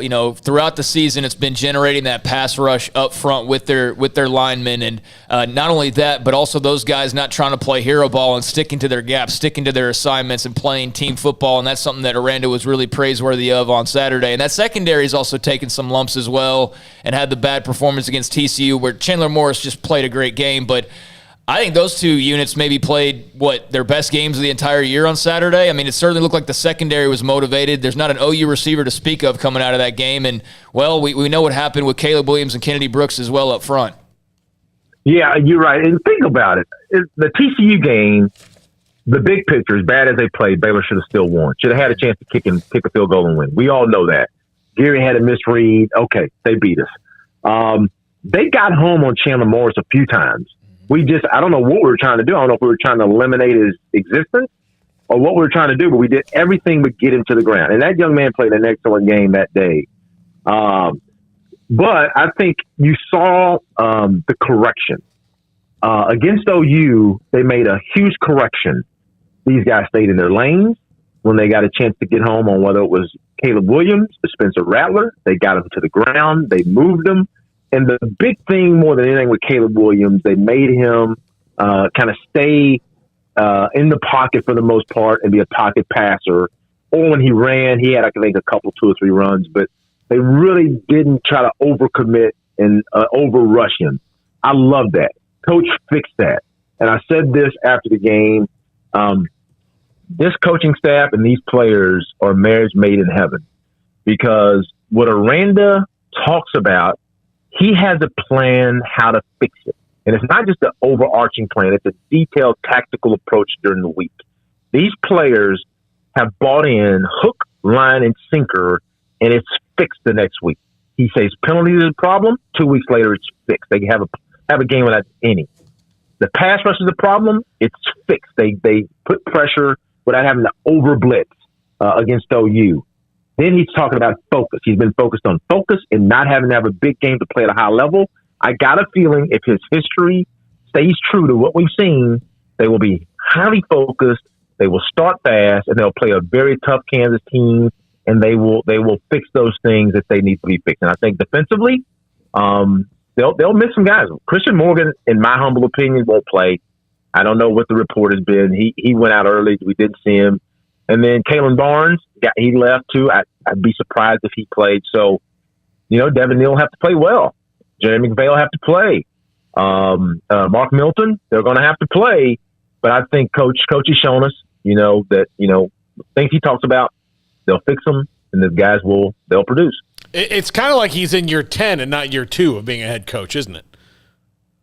It is, man. I think I was talking to somebody, but anyway, Paul, I mean, I said, man, the thing I like about this dude is, you know, he's a football coach, period. That's it. And I don't mean the old ball coach that had the little tight shorts and, you know, wanted to yell at you. I'm talking about the guy that he's more interested in developing young men, making better men, coaching football, the details of football, putting together a unit, and that matters more. There's a lot of guys who like to be head coaches. Nothing wrong with it. Coach Tapp was a head coach. He's a football, but he was a head coach. I thought Art Browse was a quasi-football coach and head coach.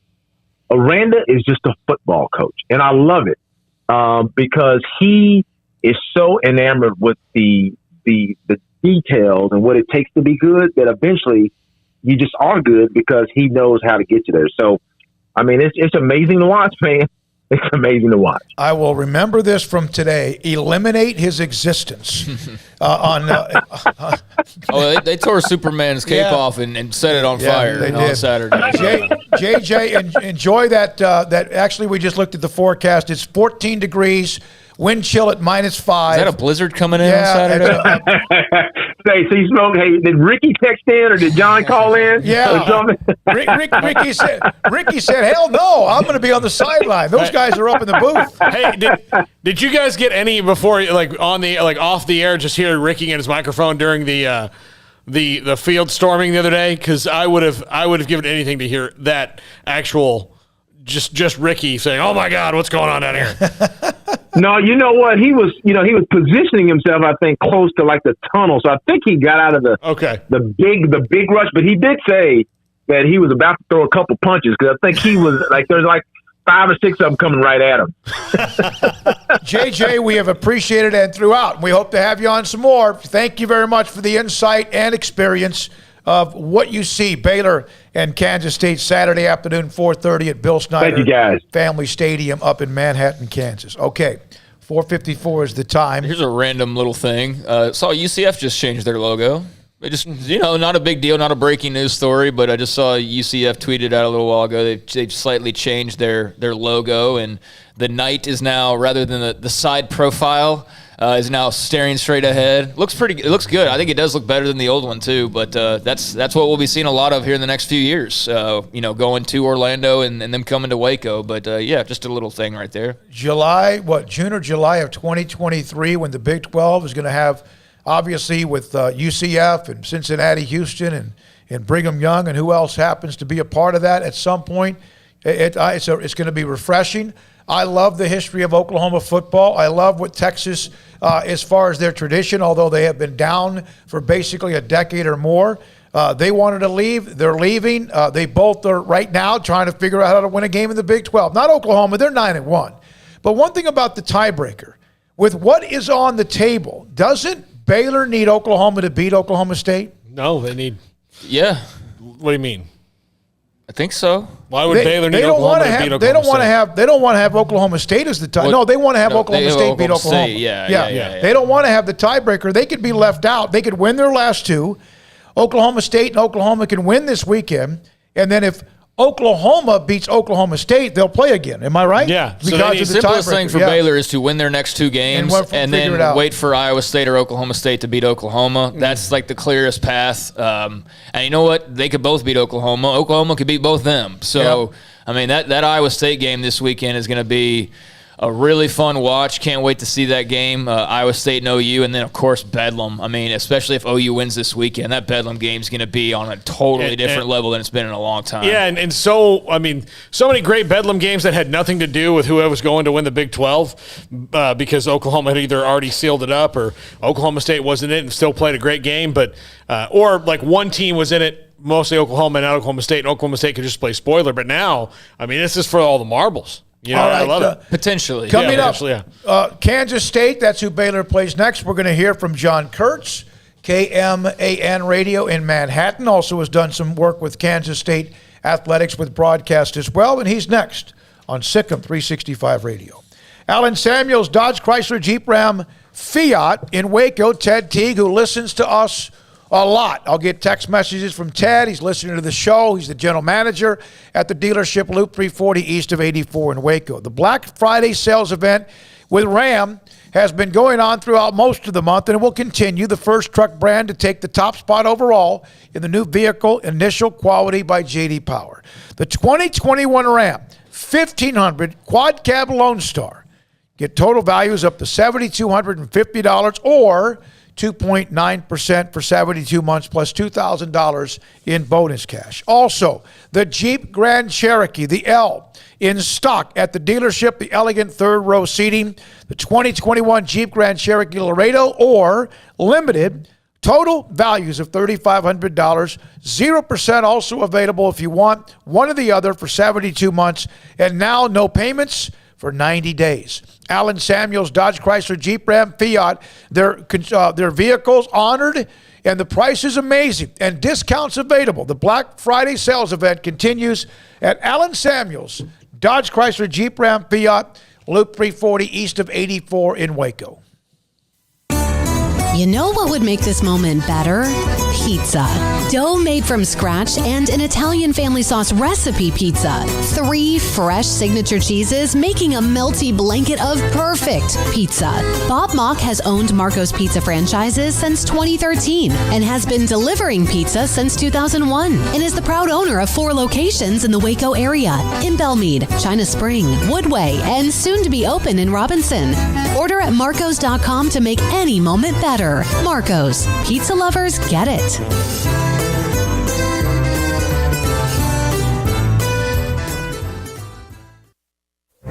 Boots add protection. Good boots help you climb better and move forward faster. And when your son or daughter steps into the boots of a U.S. Army officer, they also learn how to lead. In these boots, they'll gain more confidence with expert training in one of more than 150 occupational specialties. In these boots, they'll stand a little taller and lead a team with diverse backgrounds and areas of expertise to successfully accomplish whatever challenge comes next. In these boots, they'll earn respect with valuable experience from day one that will give them solid footing for success into the future. Highly qualified candidates who earn a spot on our team can receive comprehensive health care coverage, college tuition assistance, and a bonus of up to $40,000. See all the things your son or daughter can achieve in our boots at GoArmy.com. U.S. Army Waco Recruiting Company, 254-598-8131 or 254-776-1543. Riverbend Liquor and Wine, Lakeshore Drive at North 19th Street in Waco is a hidden gem. They've got a great selection of spirits, wine, and the most extensive selection of craft beer in Waco in their gorgeous walk-in fridge. And they have an amazing array of high-end bourbons like Pinhook, Weller, Buffalo Trace, Brush Creek, Hotel, Garrison Brothers, Thomas S. Moore, Hooten Young, and Bardstown. Great customer service and a convenient and speedy drive-through window. Riverbend Liquor and Wine. Find out more on Facebook and Instagram. Baylor University is where lights shine bright. So, let there be light. Let there be roommates and teammates, scholarship and championships. Let there be fresh starts and new traditions, fast friendships and lasting impacts. Let there be laughter. Let there be joy. Let there be light. Baylor University, where lights shine bright.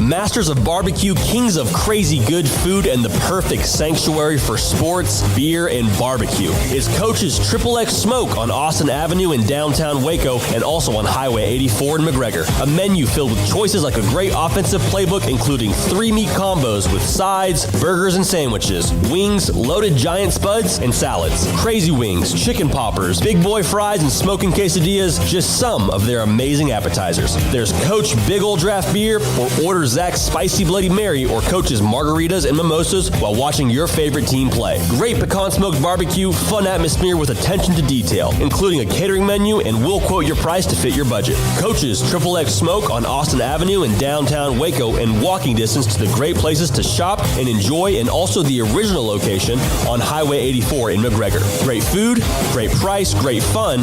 Eat where the locals eat.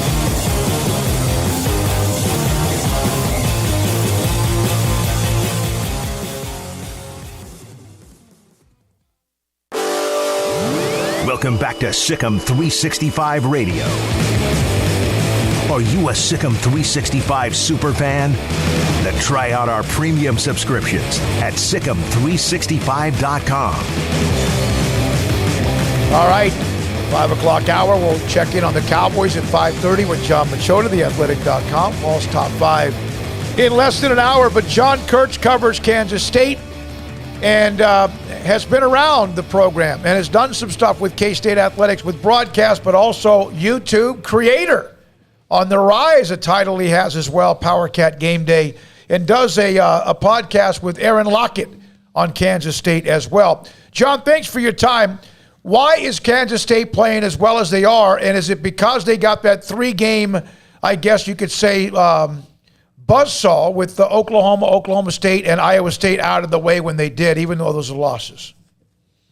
Yeah, I think you pretty much hit the nail on the head there. A big part of it, and the biggest piece of it to me, is simply that the schedule turned.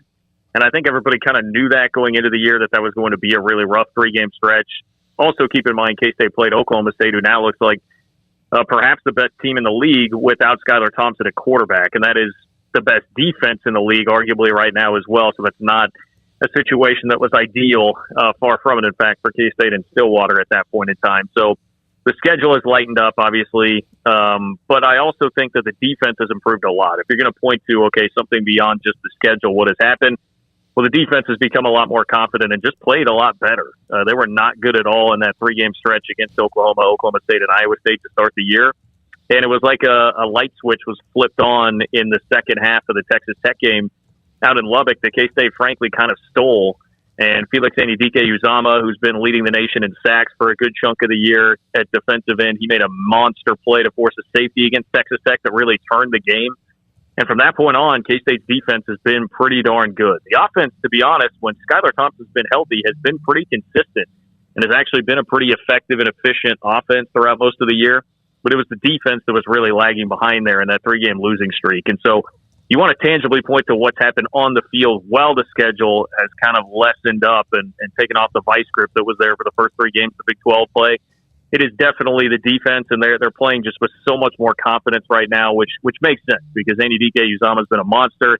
And the guys on the back end, there were 4 transfers in the secondary that were playing regularly. And so I think it's taken them some time as well. So a lot of things you could point to there, but I do think, number one, glaringly obvious, is just the opponents that they've been playing.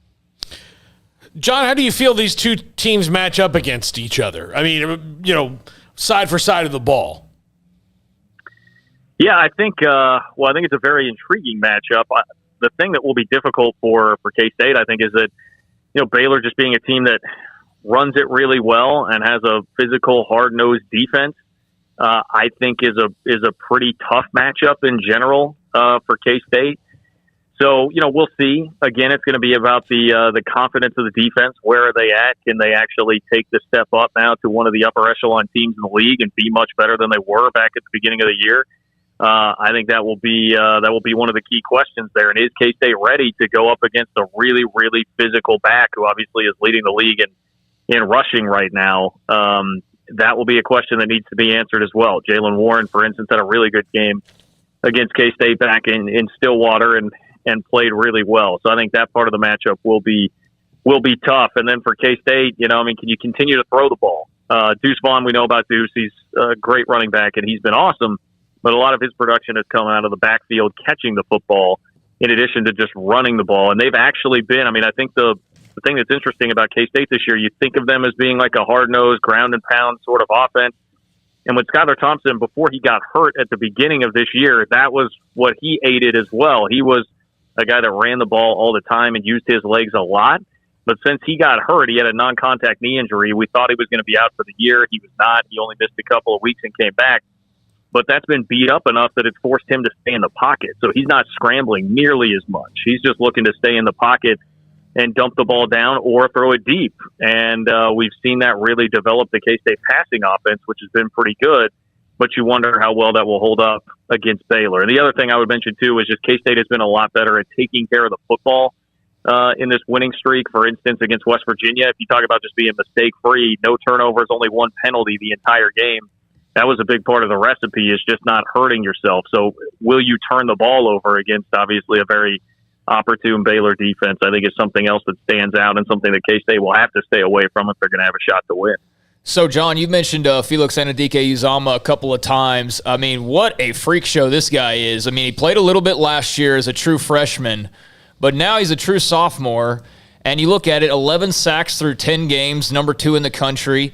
6 forced fumbles, including 4 in the last 3 games. That's number 1 in the country. 14 tackles for losses, number 8 in the country. I mean, good Lord, what an offseason he must have had. I mean, where has this come from? When did they kind of get an idea he would be capable of this? And why is he putting up such huge numbers this season?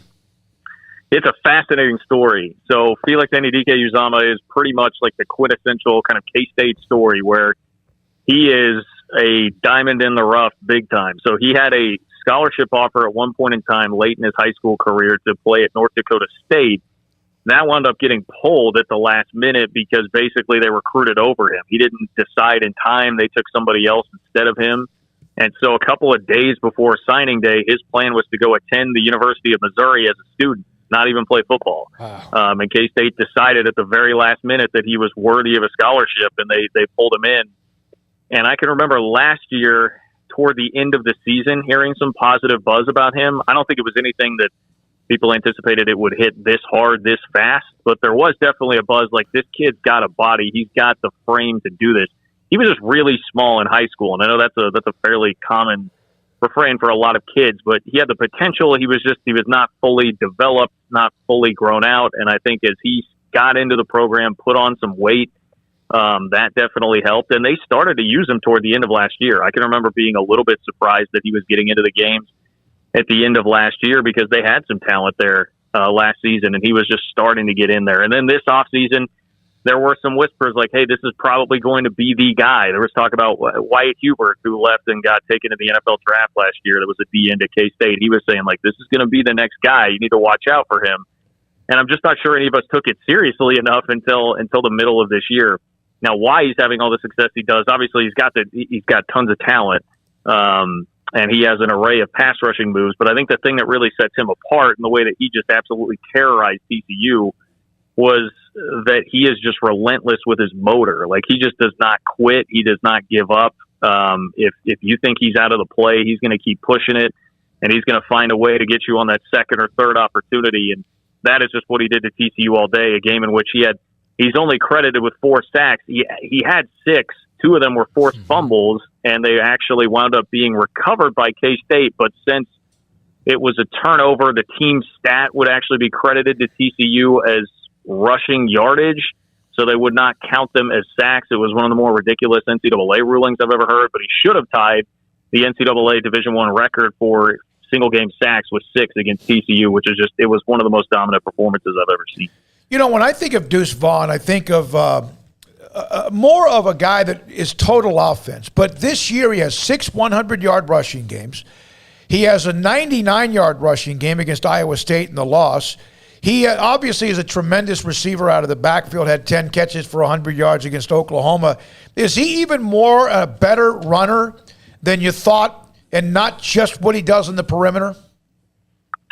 Yes, that I think is the key there, because you look at his size and you think about, being a small guy and kind of a scat back. Yep. And Chris Klieman's really pushed back against that and fought against that his entire career. Like this guy is more than that. Like he can carry the rock between the tackles, and he absolutely can. I mean, I hate to go back to the Darren Sproles comparison because everybody does it and it's obvious, but at a certain point it just makes sense, right? And it's not just because of the numbers he's putting up, but Darren was that same way too, where Sproles, he was in town the other day. What did he say? He squatted safe squat over 800 pounds when he was at K-State. I mean, the dude was a tank, And I don't know that Deuce is quite as sturdy and quite as thick, but he's certainly in the ballpark. Like that, he is not a small guy in terms of just like girth and strength. And he really can. He can pound it between the tackles. Like he is an every down back. He can do anything that you ask of him. And he's just, I mean, I could not give you enough platitudes about just what kind of a kid that is, what kind of a football player that is. He's a coach's son. Obviously, his dad coached at Texas for a while.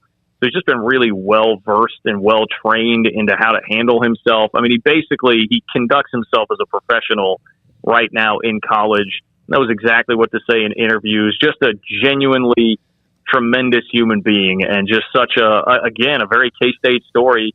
Guy that was pretty under-recruited growing up right in the shadow of Austin, Texas and Round Rock, and wound up choosing K-State, and he has turned into an absolute star. And so you're right. He can run between the tackles. He can run it outside. He's a massive weapon in the passing game.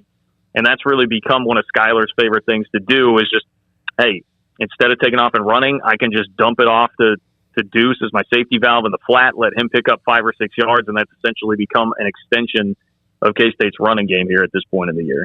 John, how much do you think special teams may come into play in the outcome of this game? Because I'm looking at these two teams, and I think, you got two solid defenses, obviously, two capable offenses, and Baylor's had some success on special teams. I know that K-State has as well, but they both had their misses. I'm just kind of feeling like that could be a tipping point in this game. What do you think? Yeah, I agree with you, and I think there are a couple of things to watch out for as far as that goes on K-State's side of things.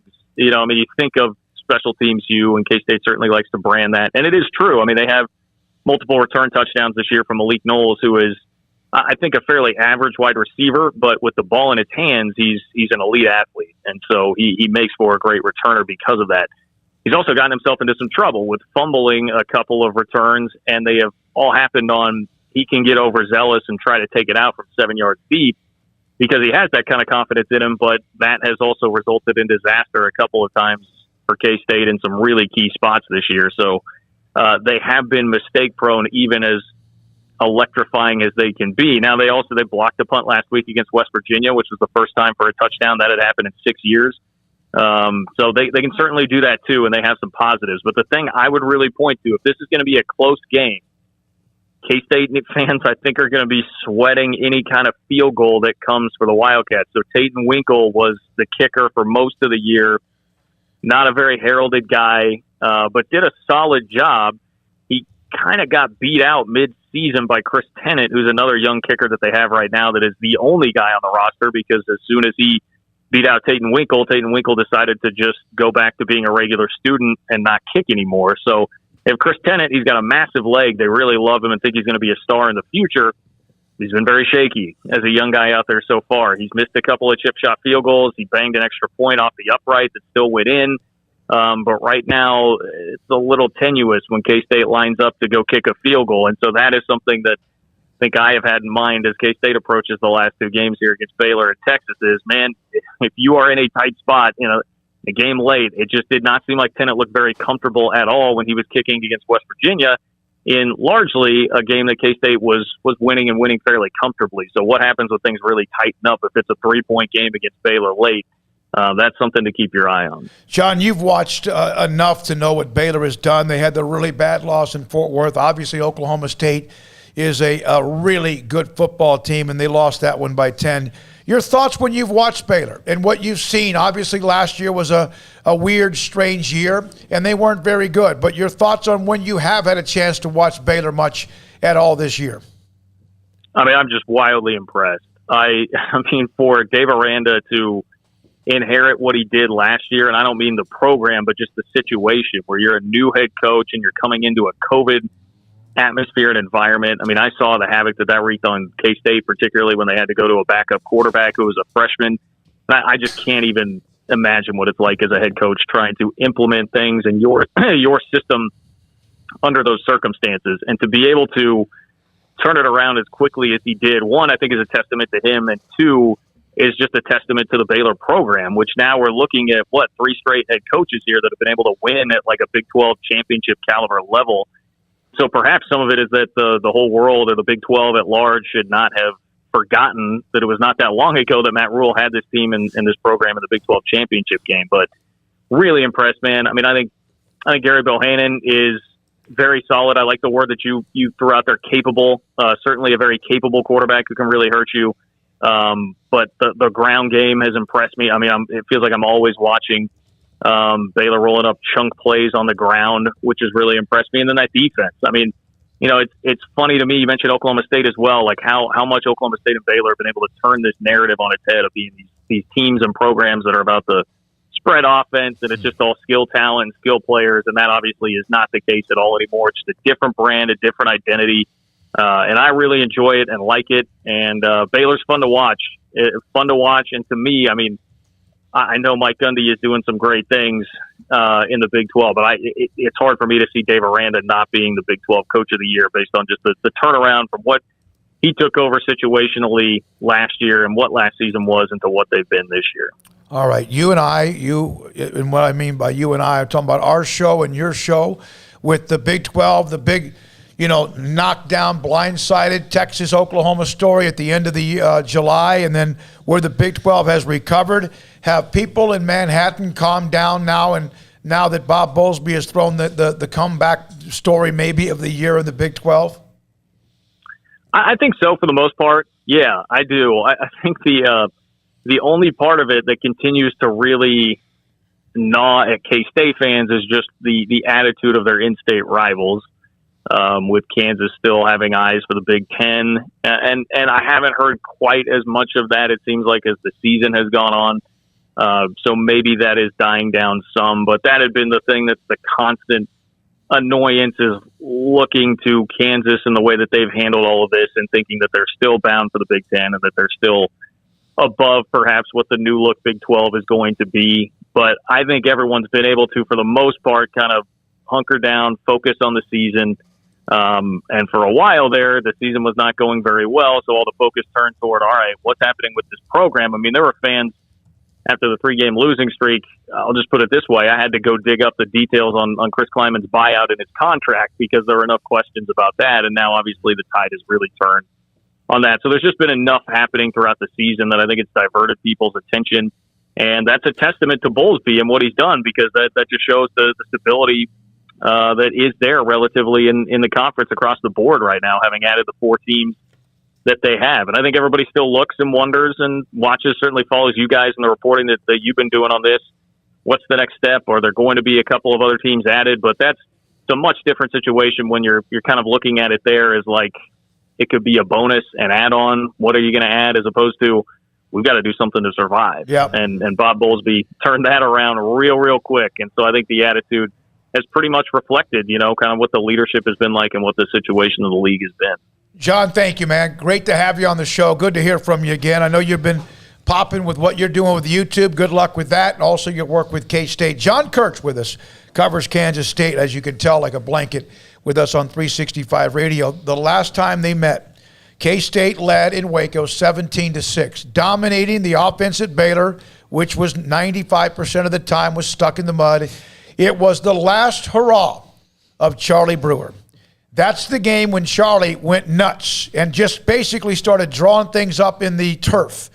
Ended up with over 300 yards passing, ran for 2 scores, and also threw for 349 and 2, and Baylor came back to win the game 32-31. That was his last big moment. That was his parting gift. Yeah, that was it. Yeah, that was a close game. K-State very well should have won that game, and if not for that, then Baylor would have had their second 1-win season in 4 years. Yeah. But instead, they got 2. They got 2 wins. They swept the Kansas schools last year. But yeah, that was a much needed win at the time, and just any win would have been great. But the style of that was something that you could kind of cling on to as a positive for Aranda when there weren't a whole lot of those in year number 1. So yeah, I think K-State's going to be a tough challenge again. Senior day, Skylar Thompson's last home game. Some really good weapons. I do think special teams, while I mentioned that, Malik Knowles in the return game, and the fact that their kicking game's a bit shaky, I could definitely see that coming into play. And, this should be a physical, nasty game, I would think, with a lot of just tough hits and great coaching. So I'm very much looking forward to this. I'm like J.J. Joe earlier. I'm all on Baylor on this game. I know the spread's moving down. I know there's a lot of reasons to point to Baylor and say, like, this could be an upset opportunity, and certainly they are on upset watch. But I just think head up, they're a better football team, just slightly than K-State is. But, some of those outside factors could come into play. So they have to make sure that they don't and find a way to bring the focus they've had at home onto the road, because that's the missing ingredient for them right now. All right, when we come back at the bottom of the hour, John Machota, the Cowboys, of course, with Kansas City on the road in what is a really interesting game. KC all of a sudden looked more like who they are supposed to be or who they have been, with Mahomes throwing for 400 yards in a win against the Raiders, and the Cowboys looked a lot like we thought they had been with the absolute destruction of Atlanta. So we'll hear from John Machota of theathletic.com. This is Sikkim 365 Radio and 365 Sports. Ideal MRI in the Central Texas marketplace, just off of the access road, I-35 south in Waco, the access road that goes to Highway 6. They're located in that shopping center off to your right. Got restaurants, it's got all the office, not Home Depot, but Office Depot, things like that. But in the middle of all that, Central Texas marketplace is Ideal MRI. What do? Two things. Save you a ton of money.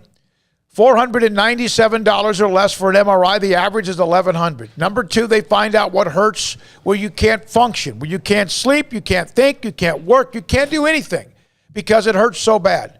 My brother recently told me he has a torn rotator cuff. He couldn't sleep very well. When I had mine like 6, 7, 8 years ago, that's part of what happens when you have a torn rotator cuff. It's like somebody's knuckle is just digging in the back of your shoulder blade constantly. Get that fixed. Find out what the problem is, and Ideal MRI can do that for you. Whether it's a ligament in your knee, it could be a torn bicep, it could be a labrum, it could be a rotator cuff, whatever it hurts. Wherever it is in your body, they'll find it with a state-of-the-art technology MRI machine and save you money at idealmri.com. At Allen Samuels in Waco, we're celebrating the Black Friday sales event. Ram, bringing the first truck brand to take the top spot overall in new vehicle initial quality by J.D. Power. With a new 2021 Ram 1500 Quad Cab Lone Star, you can get total values up to $7,250 or 2.9% for 72 months, plus $2,000 in bonus cash. All first responders get an extra $500 and no payment for 90 days at Allen Samuels in Waco. Come by. Let's be friends.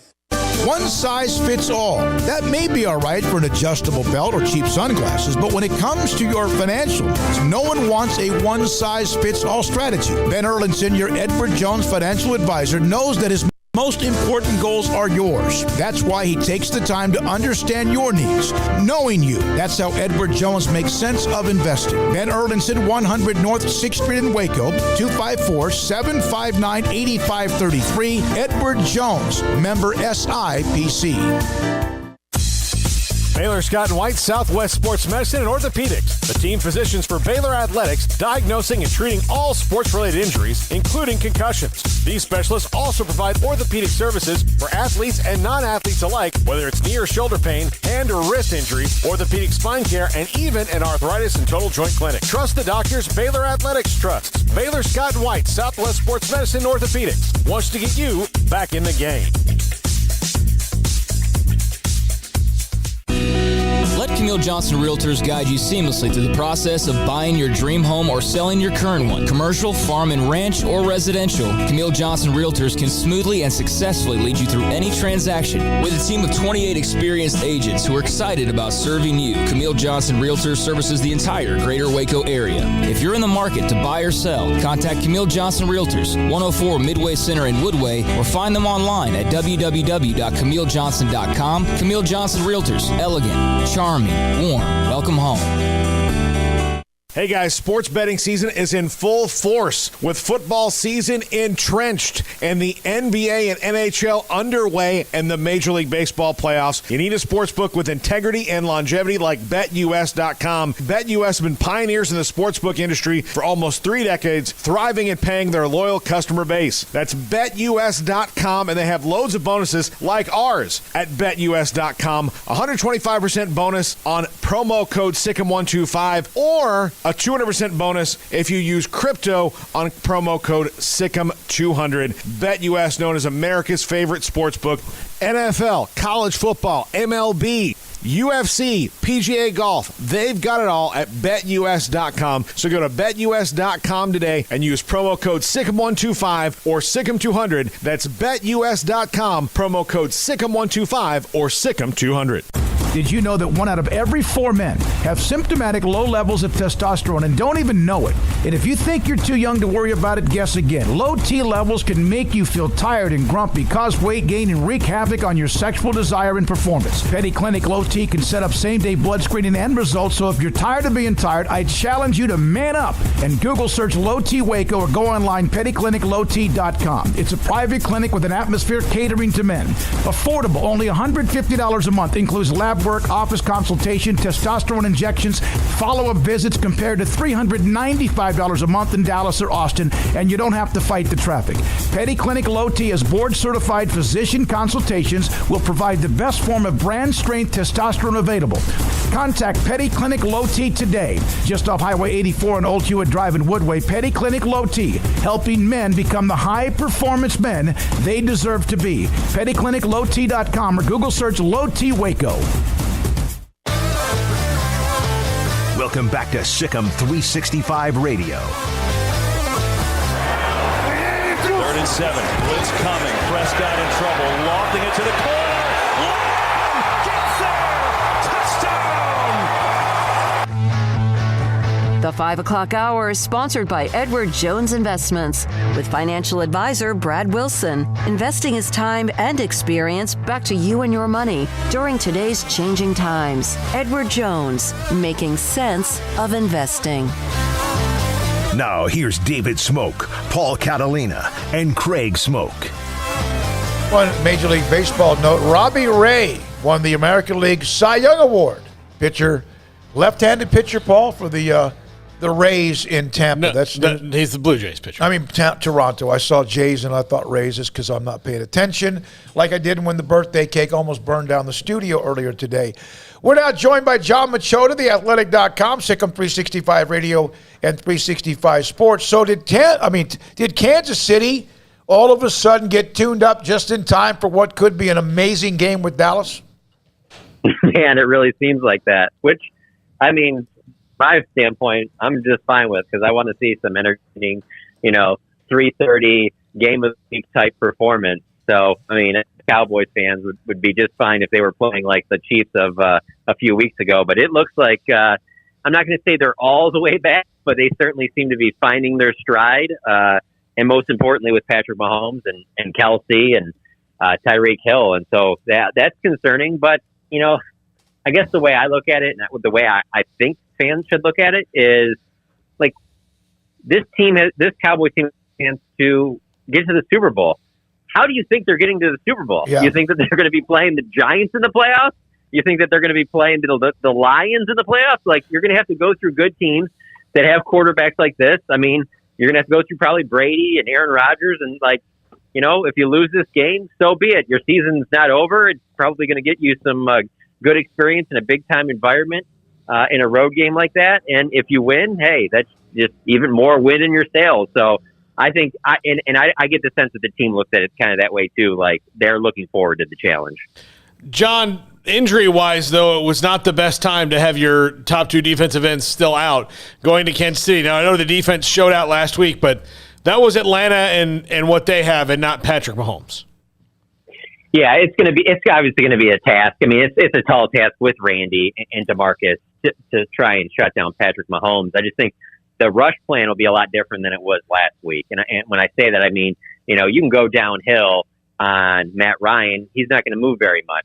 Patrick Mahomes, if you go downhill on him and he breaks that pocket, he's creating an extra couple seconds for an extended play, and that's when he's absolutely the most dangerous. And so I think you're going to want to kind of like corral him, keep him in a well, like Rod Marinelli used to say when they would play against Aaron Rodgers. Like, you want to keep him kind of in a certain area. You don't want him getting outside and extending plays. And I mean, that's one of the things with this Chiefs team is they'll take a lot of short. I mean, he obviously has great arm strength. He can throw it down the field all day long, but they can take like a lot of shorter stuff and turn them into bigger gains. And that's one of the things that I think they're focusing on now. I don't get the sense that the defense thinks they can just shut down Kansas City, that, hey, they're going to make plays, but we got to keep the stuff in front of us, and we can't let these, a 10-yard gain turn into a 35, 40, 50-yard gain. And so it'll be interesting to see the way they go about it with that rush plan. Obviously, Micah Parsons will be a big part of that.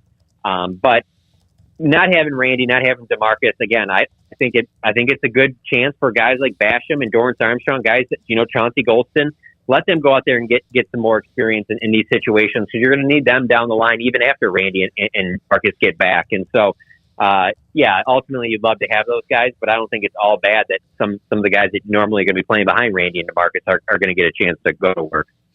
So on the flip side, John, the Chiefs' defense did not get off to the best start, but as the team has gotten better, a large part of that has had to do with the defense also improving, in addition to obviously their offensive stars. What about the Chiefs' defense? With the Cowboys being as loaded and as good as they are on offense, what, if anything, concerns you?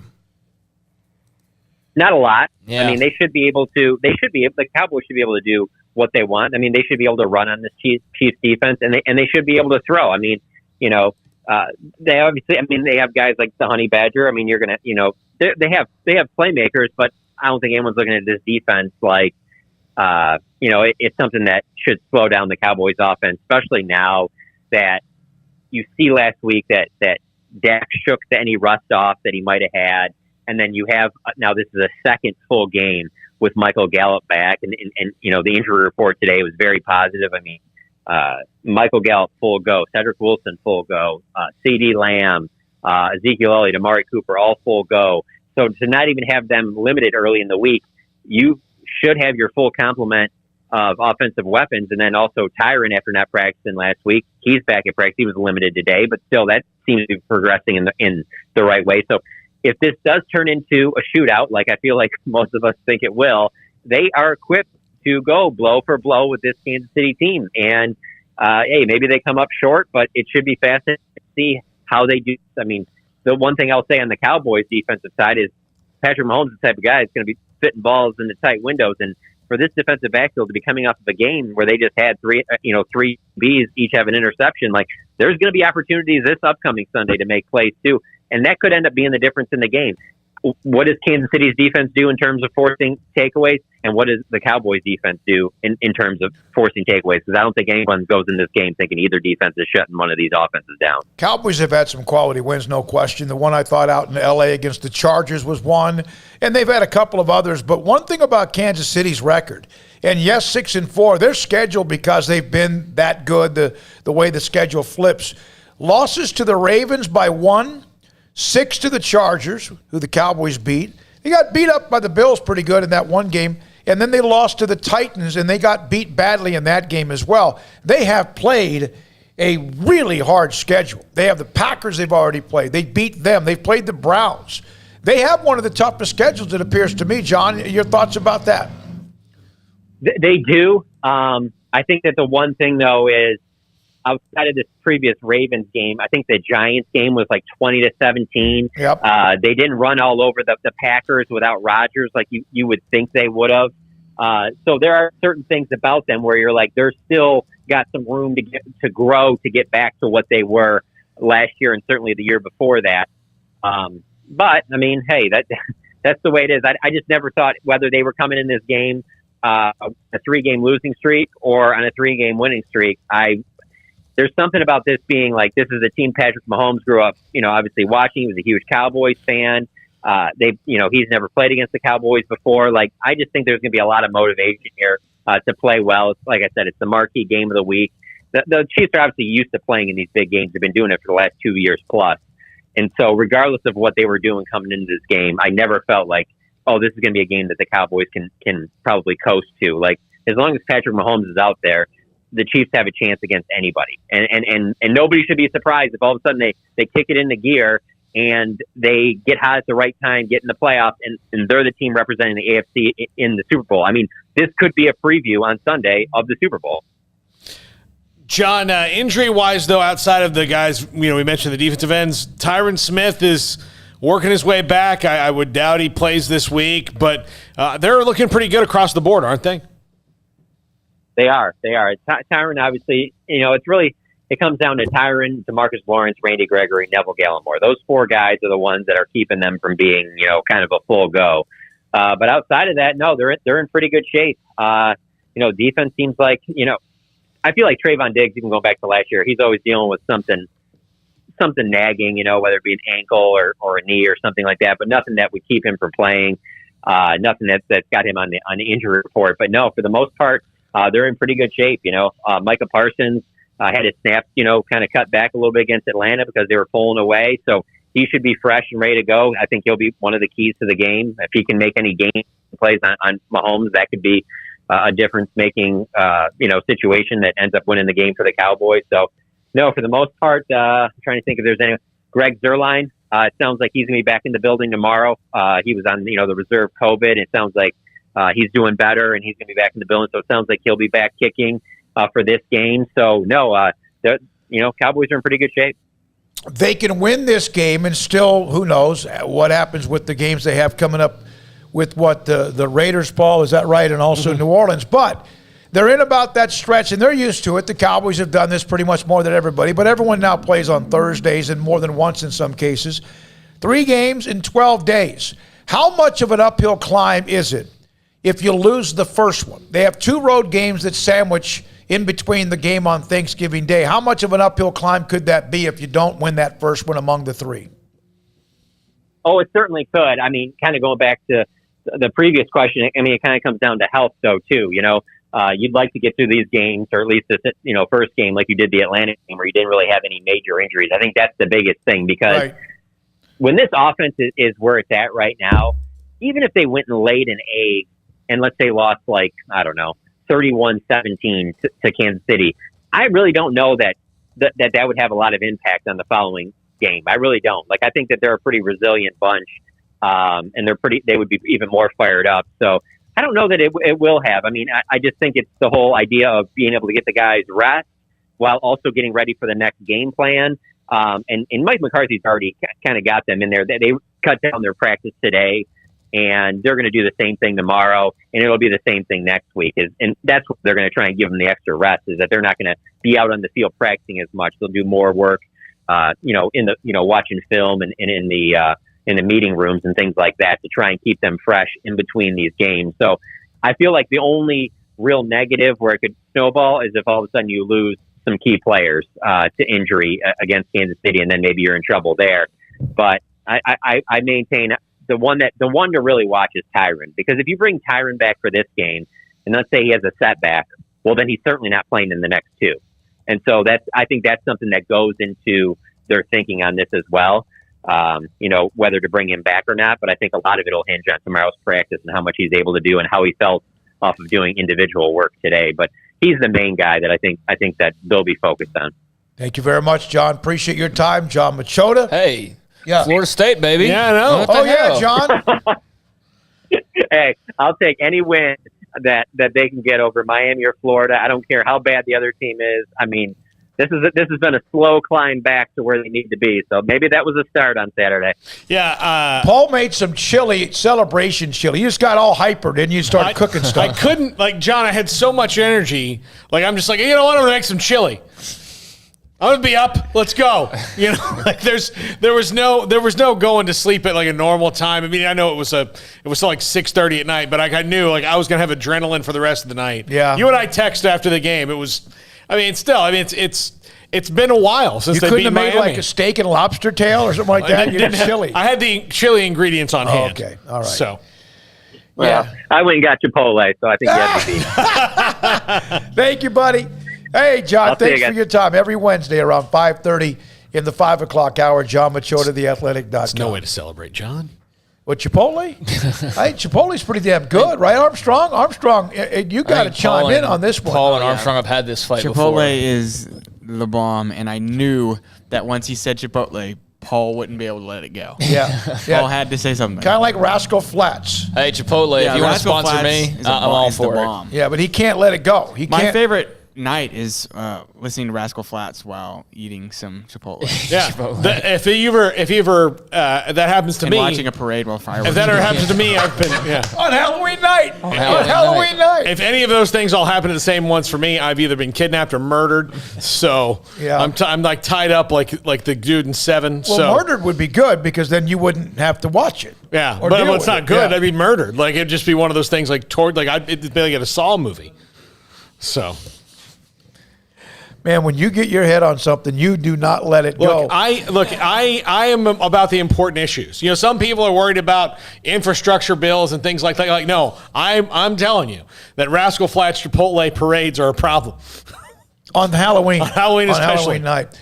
There is a lot of discussion. By the way, Phil Venzer, and I know, Phil, I apologize if you've been a part of the chat room before. That name looks a little bit at least new, and perhaps you have been. He's been talking about Washington State with the possibility of Jay Norvell. Yeah, that's a job that is getting no attention or love. Yeah. I mean, it's just gotten totally lost in the wash of all these jobs that have opened up since. And I mean that's a job right there where someone go in there and win some games. I mean, no doubt about it. So I'm very curious about the situation in Pullman, and I'm sure there's been a lot of Cougs fans who have been following it very closely, and there's probably names that we're just not privy to at the moment. But no idea, and haven't really heard much at all. But Jay Norvell does seem to be kind of a hot candidate. Was there, right? He was there. He was there. That's why they make that connection. Is that he was at Washington State before.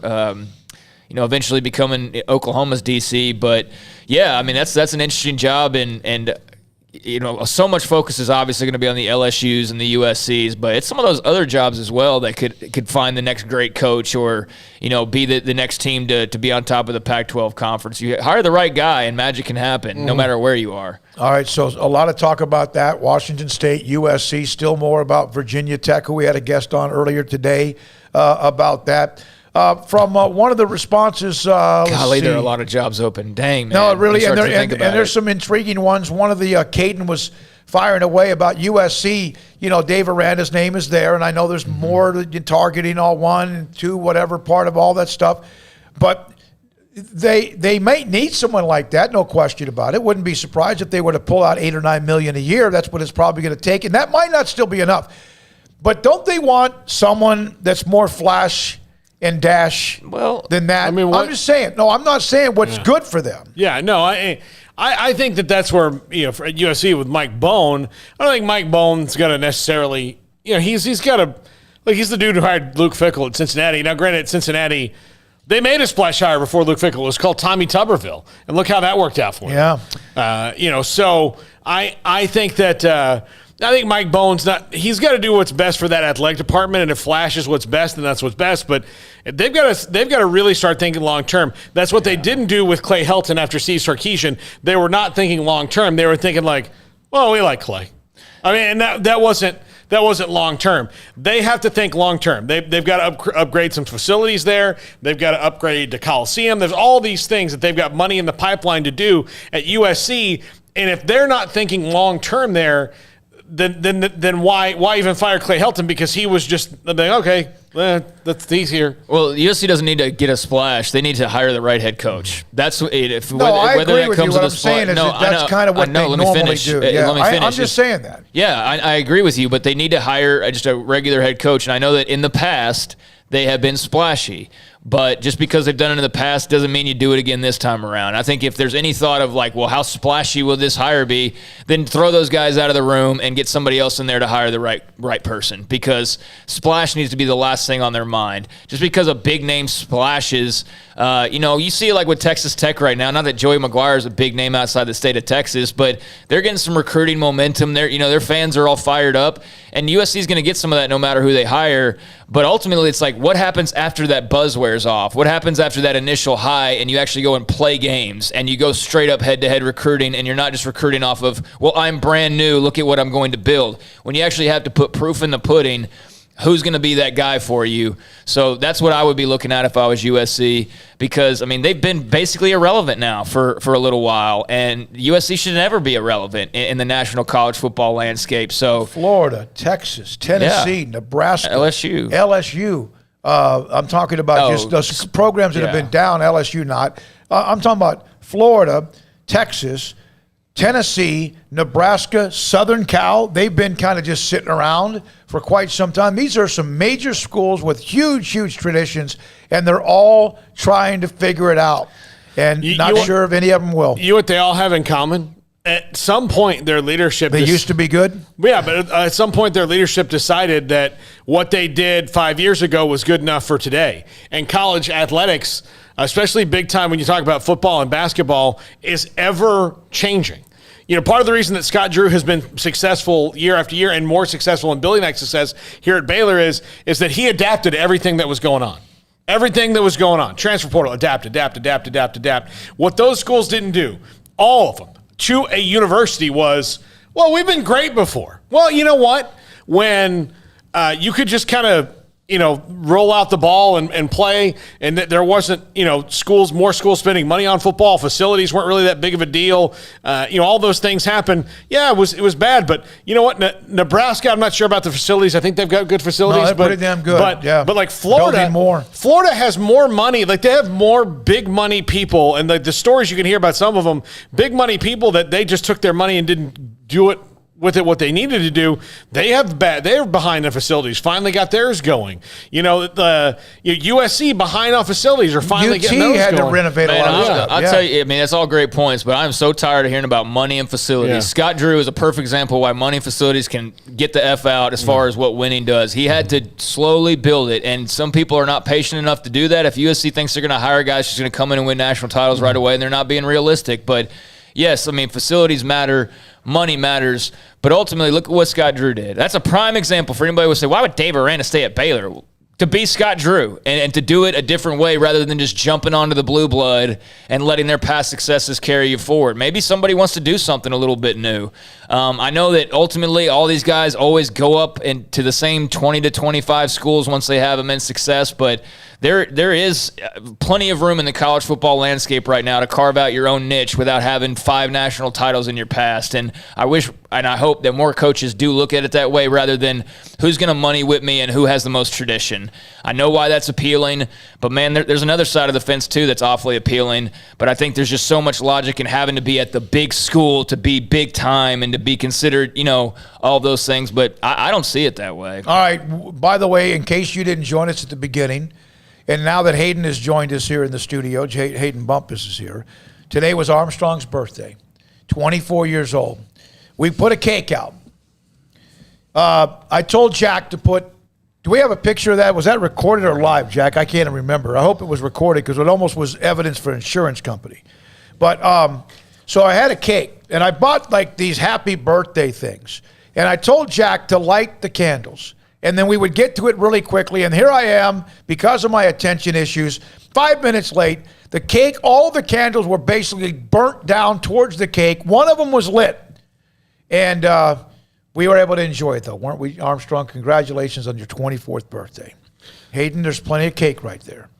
Tiff Cookies or whatever you call it, Tiff Treats. They dropped by and did their thing as well. All right, when we come back. Yeah, they've turned from like a small town company into like multi-million-dollar business. I saw an article on them just Tiff a couple. Treats? Yeah, they're fantastic. Their cookies are incredible. This unbelievably simple idea is like, hey, you know what?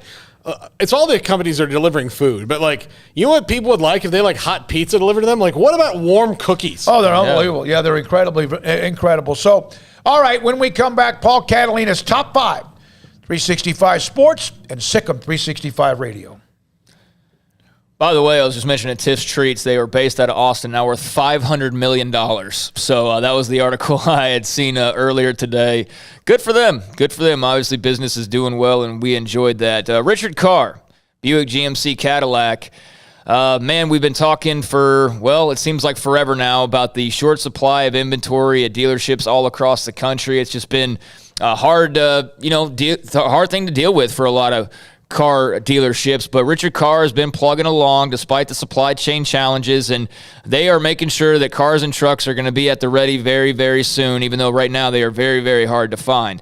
GM announced just a few days ago that yes, there's been slow production going on, but there are new cars and trucks that are coming. So right now you can contact Richard Carr and get your name on a new Buick GMC or Cadillac as they are being shipped Drive a new car or truck sooner when you get on Richard Car's inbound vehicle list and get your car or truck first as they arrive. They've got pickups like the GMC Sierra, an ideal combination of power and strength. They have the Buick lineup of SUVs, offering various sizes and versatility no matter what your lifestyle is.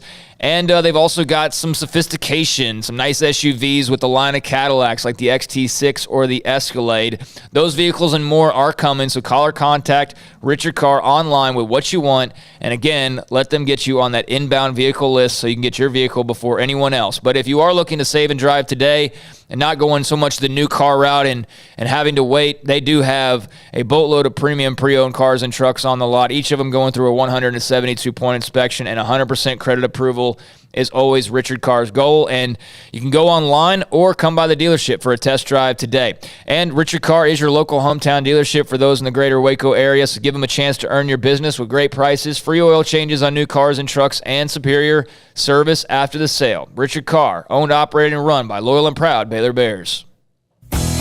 Three Nations Brewing Company has 16 different beers on draft with a new beer every Friday. It also offers 2 air-conditioned tap rooms, a large indoor beer hall, a second-floor mezzanine offering a great overview of the brewing company and equipment and patio where you can relax under the shade. Plus, you can now experience the new Three Nations Beer Garden Grill on our shaded patio with socially distanced seating for your enjoyment. Grab a cold beer and enjoy a bite from our freshly prepared and delicious menu. Street tacos, quesadillas, freshly cooked burgers and dogs, and veggie burgers too. State Fair tornado fries, nachos, and so much more, all prepared and cooked on site. So come visit the award-winning Three Nations Brewing Company on East Vandergrift off I-35 in Carrollton.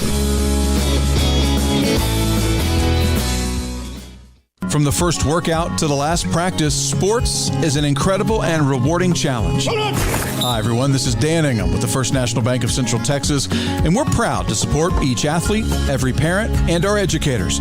From families, small businesses, to the biggest industry, we're here to help. With remarkable products like mortgage lending, we've got banking ideas that fuel big dreams. The First National Bank of Central Texas. Familiar faces making local decisions. Member FDIC, Equal Housing Lender. You want to know why Stonewood Dental is so successful? Listen to what happy customers have to say. It's pleasant. It's different than any other dentist office. I really feel like they care. And it's not that you're here for 2 hours waiting on someone to take care of you. It's quick and easy, and I bring my kids, and my kids love being here too. They really love the treasure box. Staff is really nice and accommodating, real friendly. You feel more like home. It's not sterile looking. Everybody has their own personalized rooms with decorations and decor, and they'll even have a blanket for you when it's cold. I've recommended people to actually come here, and they are patients now. I really love it here. It feels like family. Learn more, stonewood-dental.com.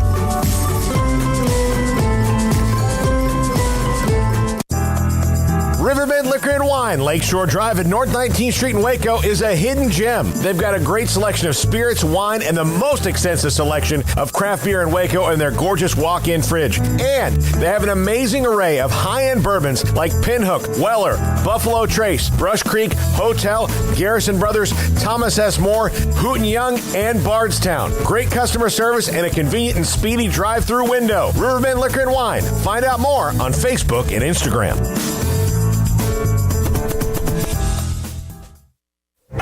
Stepping into a new pair of boots is great, but stepping into the boots of a U.S. Army officer can also add confidence and leadership skills to your son or daughter's career path. There are more than 150 occupational specialties to help them find the best fit for their future. See all the things your son or daughter can achieve in our boots at GoArmy.com. U.S. Army Waco Recruiting Company, 254-598-8131 or 254-776-1543. Welcome back to Sikkim 365 Radio. This is Paul Catalina's Top 5 at 5:55, presented by Champion Salon and Barber. To book your appointment, go to championsalonandbarber.com. Top 5 best jobs available. College football. It's my opinion. And I will 5-1 go in order. Feel free to disagree. Debate is the spice of life. Number 5, Washington. Look, this is a premier Pac-12 program. They've had national championship caliber teams in the past. They've had a lot of successful coaches. If you do it right at Washington, you can win that league and win it often. And they got facilities and they've got money around it. Everything you want in a program. Jimmy Lake just was not the dude. Yeah, I wonder how Softy feels about what's going on at Washington right now. May need to give him a ring. There you go. There we go. That's just worth the price of listening to him. Yeah. Yep. No, it's a good job. It's a great job. Beautiful part of the country. Pac-12 is very winnable right now. There's no dominant teams, outside of Oregon, I would say. But Washington, I mean, it's not too long ago they were right there in the mix and right there with the college football playoff discussion. So, yeah, I mean, you hire the right guy and you see what can happen there. They just didn't hire the right guy. Jimmy Lake clearly wasn't cut out for the job, and it's been a long, hard year, I know, for the Huskies. I don't know what's happened with JV on Sunday. I maybe somebody, a Washington fan, could fill me in on where he fits in big picture. I mean, I know the offense struggled, but I don't know if he's just too young right now or not ready or what, but he's from our backyard here and went up to Washington last year. But, yeah, that's a good job. I'd be glad to have that one if I was one of these coaches out there in the mix for it. Number 4. Let me text Coach, by the way, and ask him what's going on with that. Shane. Yeah. Number 4, Virginia Tech. And this is one very winnable ACC right now. The ACC is as wide open as it has been in its history. This is a program that loves its football, at least the fans do. Now, granted, they're going to have to spend more on assistants and all those things that coaches want. But if you want to bring back some of that Beamer ball kind of edge, some of that, Virginia Tech is a place they'll love you. They'll love you dearly. If you do it right, it's isolated, so you don't have to deal with as much kind of outside stuff. Just go win at Virginia Tech and do your thing, and you can be very successful.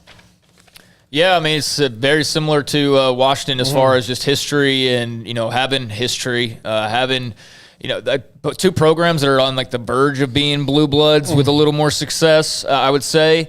But yeah, I mean, Beamer showed how to get it done out there. Obviously didn't make the right hire of Fuente, and they've kind of just floundered, quite frankly, and been sort of a forgettable team in the big picture things. But yeah, I mean, great location, a lot of talent there in that Virginia area and on the East Coast, and a very winnable ACC, like you said. So yeah, Virginia Tech, great job. Number 3. Now this is where the controversy will start because of the two teams I have ranked ahead of this. Number 3 is USC. USC, look, it's a great job. It's a great location, tons of talent, all those things. But you have to build back an athletic department that has not known what it's doing for a long time. And you're at the forefront of that. And I think with USC and Mike Bohn, and it's great that they got Mike Bohn, a guy who knows what he's doing, but being at the forefront of that's going to be a hard thing to do. And being the guy who brings USC back to prominence, and, 2-3 coaches ago, they had a coach that had gotten the all-time greatest team, maybe in the history of college football, according to many experts. And then they've gone from that to just being also-rans. So the foundation, the alumni that you're building up and trying to impress are people that had Reggie White and Reggie Bush and Lindell White and Matt Leinart and guys like that. And it's going to be a high mountain to climb. I was about to probably have to argue, and then all of a sudden when you mentioned what they have to dig out of and where they have been and the athletic department, Lynn Swan, and you're not comparing. The problem is your alumni are not going to compare you to what happened 2 years ago. They're going to say, we want Reggie Bush again. And our O.J. Simpson. Yeah, and all we want, the older people, they want Marcus Allen and O.J. and all that. So, yeah, that's what they want. Number 2 is TCU. Now, follow me here. Of the jobs available. Number 2 is TCU. 1 year in Texas is a fertile recruiting ground. 2, the Big 12 is about to be wide open. 3, you can be an insufferable jackass for as long as you want, as long as you're winning. So again, nobody's going to hip check you on personality. Number 4, you already have some nice facilities for the kind of school that it is. And they've shown a willingness to do that pretty quickly. And 5th, you've got a fan base that will kind of leave you alone. and not show up to your games. Yeah, that's the other side of that coin. But ahead of Southern Cal. Yeah, it's Paul's list. It's Paul's list. No, I'm just saying. But I would say I would not have them above the other. And look, I know I put them there, so we had this discussion. But TCU to me is a little bit more attractive in that I don't have to, and I'm like nobody's asking me for LaDainian Tomlinson, even though he's maybe the greatest player in the history of Texas Christian University. Davey O'Brien. Sammy Ball. Okay, LaDainian Tomlinson is the greatest player in the history of Texas Christian University. Nobody's asking me for LaDainian Tomlinson. Like USC's asking me for Reggie Bush. No, they're just asking you to live up to Gary Patterson's standards, though. Yeah. And there's some pretty lofty standards over 20 years. That's where I would say that's what you are walking into is Gary. When Patterson was here. That I on my own personal list, I would have them probably at number 5 of these 5. But it is a place. It's very much like Baylor. If the right coach was just smart enough to realize you don't have to do it at a blue blood to prove that you can do it, and you see the potential that there is in a TCU where you don't have a billion boosters who feel like they should have their hands in the pot, and you don't have a ton of history that you have to feel like you have to live up to or big shoes to fill. Now, you would have big shoes to fill at TCU with stepping in for Gary Patterson, but a lot of that other outside noise and political stuff is out the window. So in terms of an easier job or a less stressful job in some ways, TCU would be higher on the list. I still think as far as potential goes, the other programs are bigger, better, more tradition and all that. But the right coach can go into Fort Worth just like Gary Patterson did, carve out a 20-year career, win Big 12 titles, and maybe even flirt with the playoff. And it doesn't have to be done in Los Angeles or in Seattle or wherever. It can be done in Fort Worth. It can be done in Waco. And I think that's going to be a really coveted job because it is a great job. Which all those things she says why I put it 2 and not 3. I think USC has all those benefits, but the drawbacks, maybe weigh it down a little bit. Yeah. And again, you're almost splitting hairs on all these. Although the number one job to me and the number one job with a bullet above all of them is LSU. And LSU, listen, they've already got fantastic. They got flipping waterfalls in their players, so their player locker room and all these different great things. But LSU's the number one job, and LSU's the number one job, and it's obvious. It's an SEC job. It's an SEC West job. Let's put their logo up. Yeah. We need to get their logo up if we can. LSU. Yeah, number one, LSU. There we go. And the last 3 coaches who have coached there have won a national title. And one of them was the greatest coaches ever coached in college football, Nick Saban. And the other 2 guys were guys who weren't successful elsewhere. So a lot of that has to do with the university and the benefits that it gives them and how fast you can reap the benefits at LSU if you just do it right. And again, stumble upon a quarterback. Les Miles stumbled upon Jimbo Fisher, who made quarterbacks better than they were and had those other 21 positions around them good. And Ed Orgeron gets Joe Burrow out of the transfer portal, and then they have the greatest team that LSU's ever had. So LSU, by far the number one job. It's a no-brainer. And so that's going to be Scott Woodward's pitch is, look, Les Miles won here. He could not really win anywhere else. Ed Orgeron, was a good personality fit, but again, he didn't organize things and still won a national championship. So, again, if you really know what you're doing at LSU, you can be a premier program in the country. Yeah, Les Miles was good in Stillwater, but not to the level, obviously, that he was in Baton Rouge. So, yeah, that was a good hire on their part. And you're right.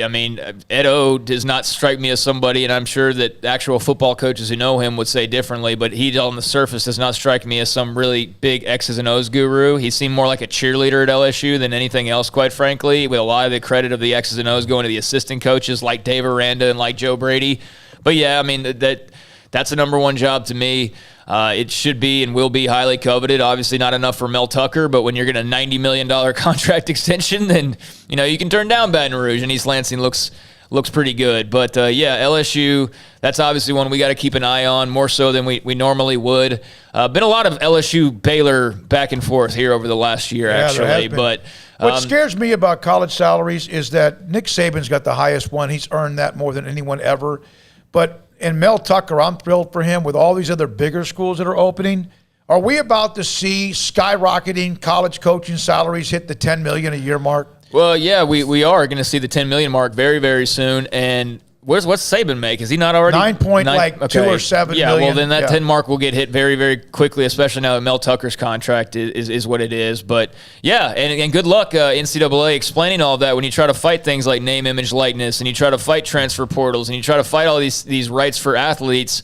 But meanwhile, you go and you pay $75 million for your last 2 coaches that didn't work out, and then, go and throw a $35 million over 4 years offer at somebody else, and then explain why you can't give an extra $150 to Ted on the soccer team. Good luck with that. $500 million in dead money since 2010 with coaching buyouts and salaries. And that's why it's silly that when the argument's brought up to them, we don't get where this is coming from. $70 million with 12 coaches this year. $70 million in dead money with buyouts and much more. We got to run. Jack McKenzie.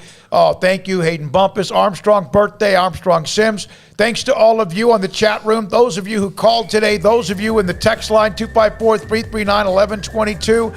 If you watch the replay and you get on the text line, we'll try to, every once in a while, I'll look at it in the evening and respond to you. Or we'll be back tomorrow at 3. For Paul Catalina, Craig Smoak, all of our amazing sponsors from day one, April 6, 2020, and the journey we've been on. Good night, 365 Sports and Sikkim 365 Radio.